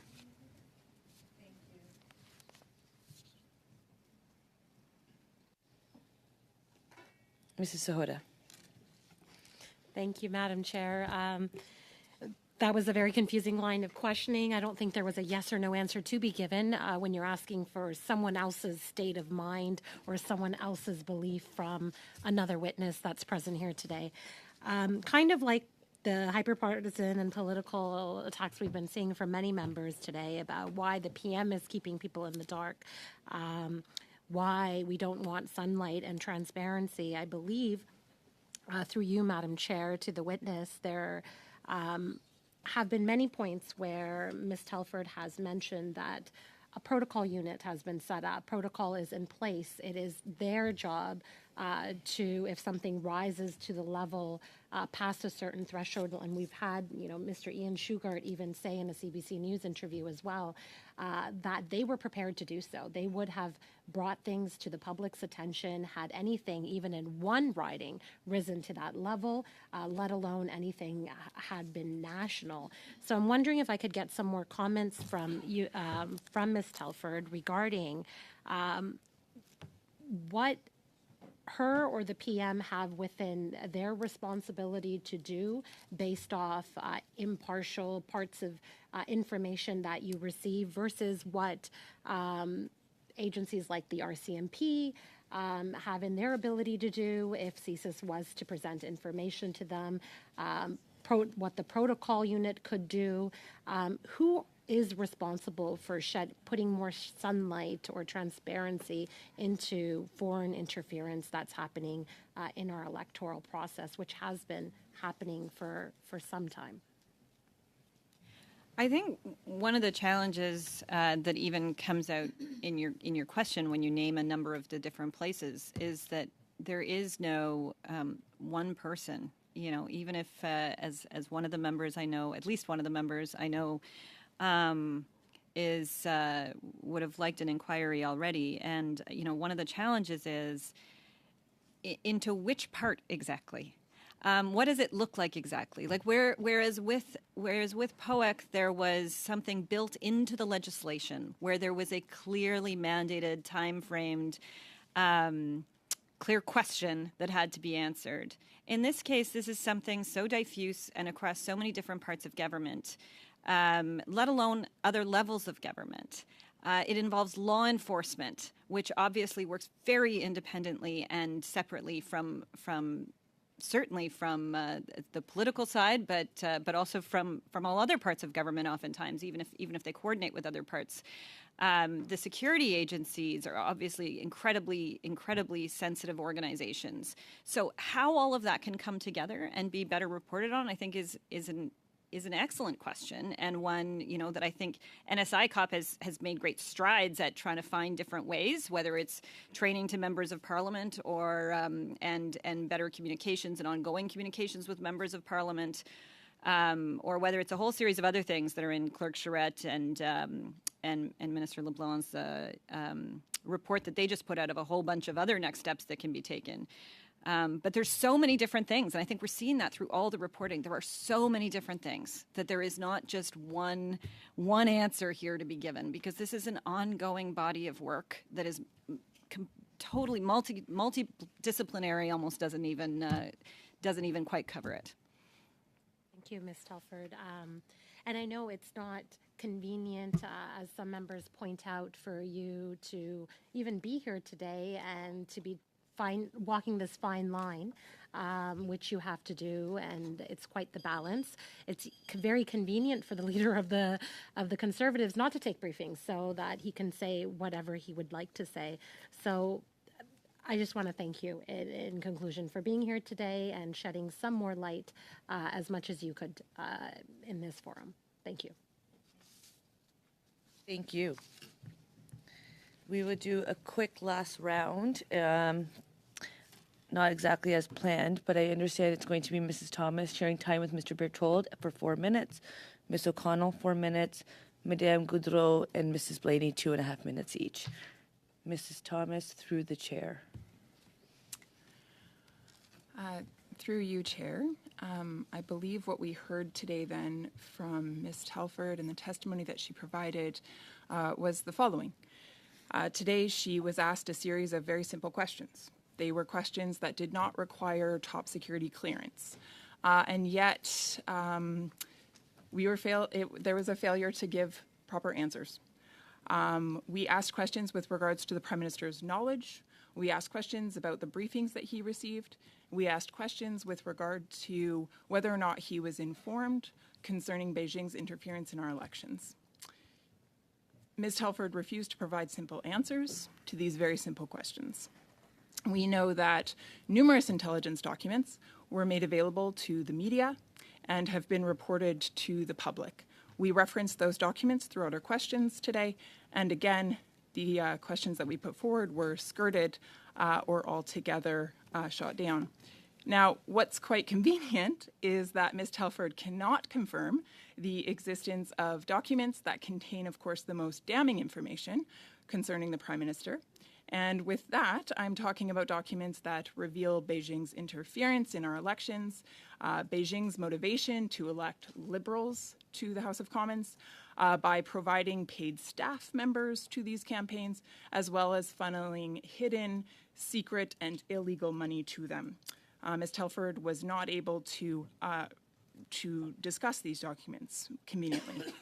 What's interesting, however, is that Ms. Telford had no problem whatsoever denying the existence of some documents. But when it came to this document, the document that shows Beijing's interference in order to elect Liberals, Ms. Telford did not deny the existence of that one.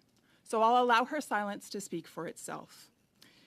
However, Ms. Telford also told us that the Prime Minister is briefed regularly. Ms. Telford also told us that she is the Prime Minister's right-hand individual, constantly with him. That, and I'll quote directly, the Prime Minister reads everything, and, quote, there is nothing that is ever kept from the Prime Minister, end quote.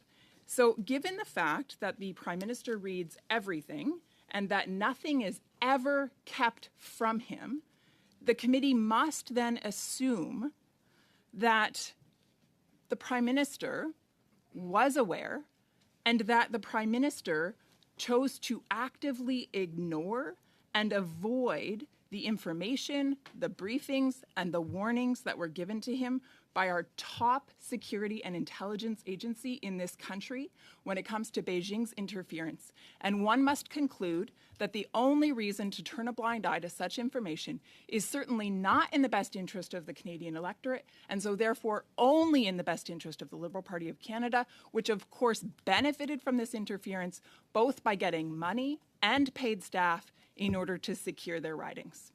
I'll leave it there. Madam Chair, there was no question, Madam Chair. Go ahead, Ms. Telford. Madam Chair, it's interesting that I was accused of silence, then told I wasn't asked a question when I was trying to answer, and further was then being quoted in the statement that was just made. So apparently I did say something.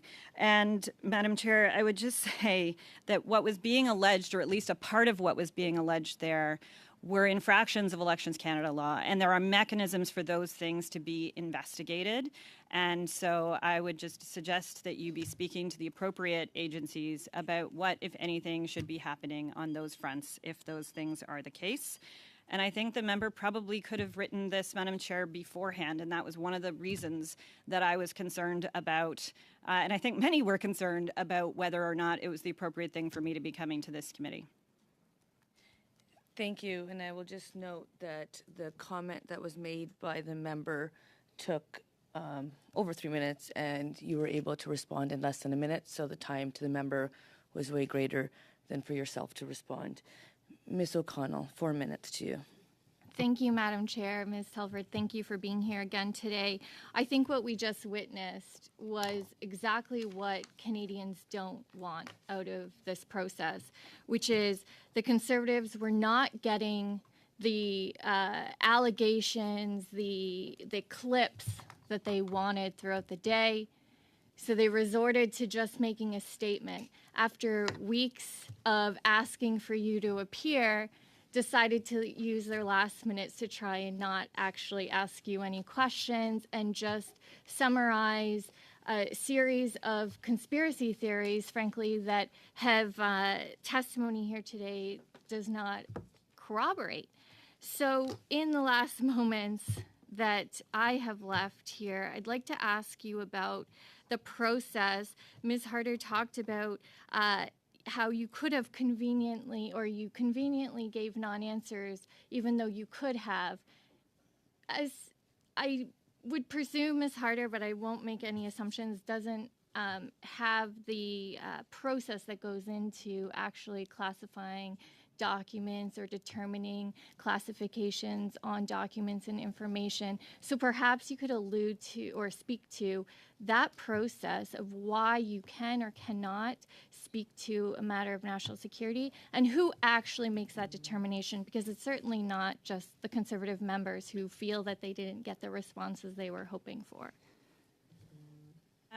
So one of the reasons I said in my opening statement I would respect the bounds that the CSIS director and then the NSIA put in place or had around themselves when they came to committee in a public setting is because they are in a far better position to be able to make those determinations than I am, and because the classification of material happens within their purview, within their departments. Obviously, it's different if it's material coming out of CSE, for example. And there are a number of different places within government, but the ultimate advisor on this kind of information to the PM and who does report directly to him is the National Security and Intelligence Advisor. And all of us who get cleared, as I mentioned briefly earlier, all of us who get cleared have to sign documentation where we make a number of undertakings. But written right into those undertakings is not only the consequences of, from a legal standpoint of revealing some of this information, but also the potential consequences of it, as I mentioned in my opening statement as well. And they can be very severe for the country, and it's why we should all really respect them.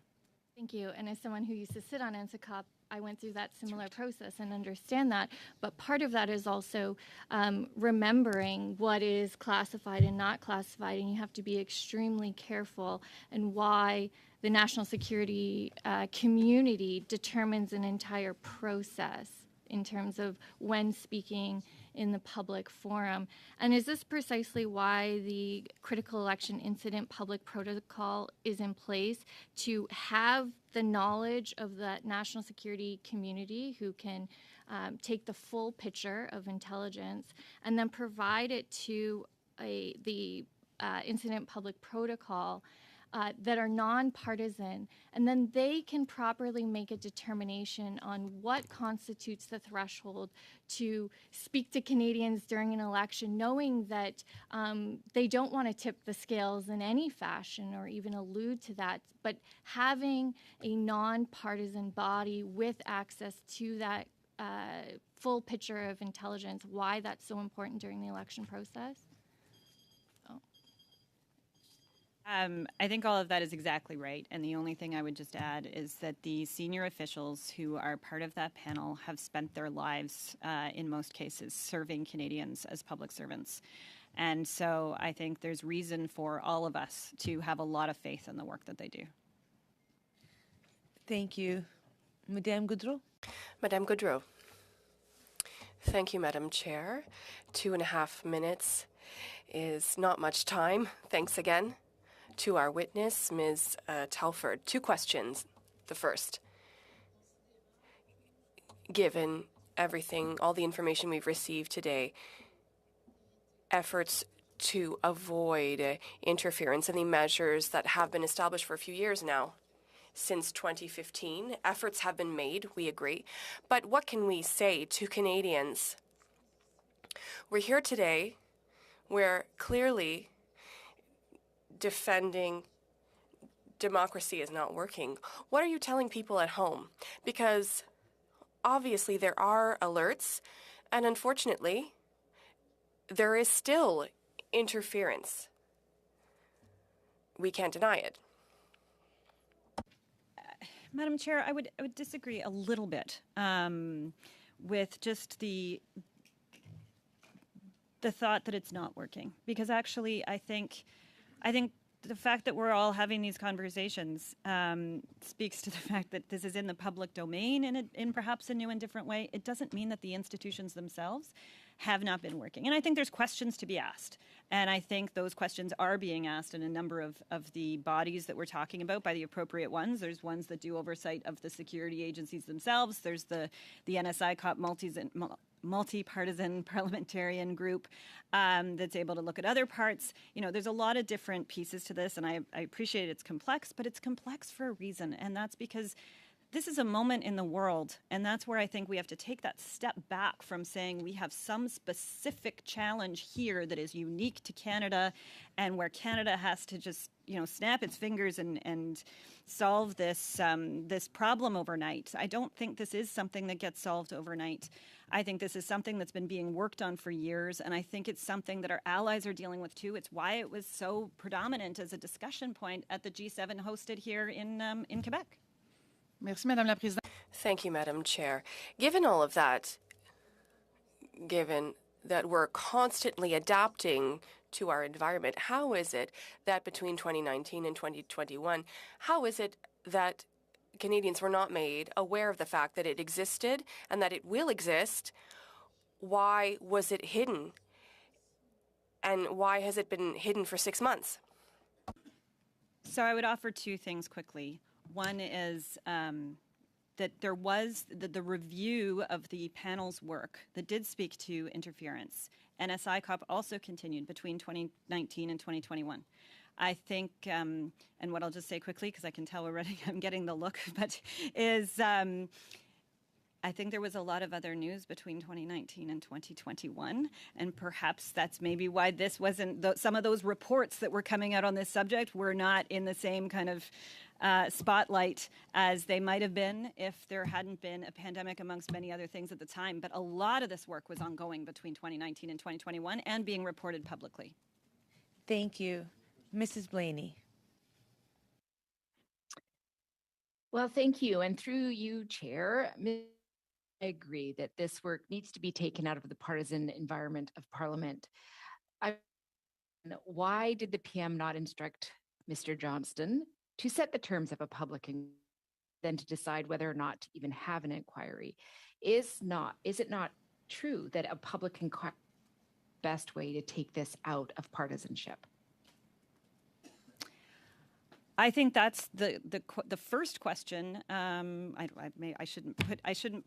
I don't know that it is his first question, but it probably is the first question he needs to answer. Certainly before, Madam Chair, the special rapporteur is able to answer what a mandate should look like. It's what should the mechanism look like?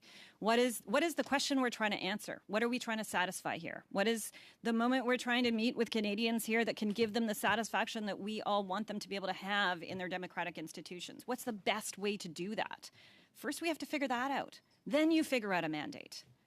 And if those things can already be happening or already are happening through other means, and the spotlight just hasn't been shone on them, maybe perhaps to my previous answer to a different question, then maybe that's something we need to think about. So I think there's a lot more to think about here than a binary choice about, inquiry, no inquiry. And that's hopefully what is now happening. And actually, I'm certain it is. Well, if a public inquiry had started 3 months ago, I don't think we'd be sitting right here in this room today, but I'll leave that to you. So my last question, U.S. presidents do have the ability to declassify information at will in a situation where the government has classified information to clear the air that would help if it was declassified without necessarily disclosing sources and methods that would concern national security. Does Canada have a similar process? So I've heard the question. I understand the interpreters are not able to hear the question and that the internet connection might be unstable. So I'm not sure if something else is running on your computer. Did something change, Mrs. Blaney? Nothing changed. Okay. Can the interpreters confirm that you hear me now? You hear my voice? Mrs. Blaney, can you briefly summarize your question again? Okay, I'll try. I'm hardwired, so I don't know what could have happened. Presidents do have the ability to declass information at will. If there was a hypothetical situation where the government has classified information, that if it was it would clear the air, and it would be helpful if it was declassified without sources and methods. I'm just wondering if Canada has a similar process.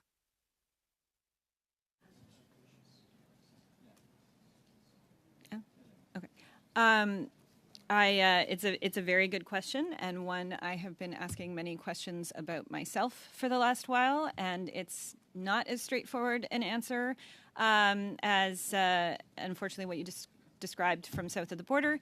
Having said that, I would encourage you to speak to officials on that further. I don't feel expert enough yet, but I can tell you I've been asking a lot of questions on this in the last little while.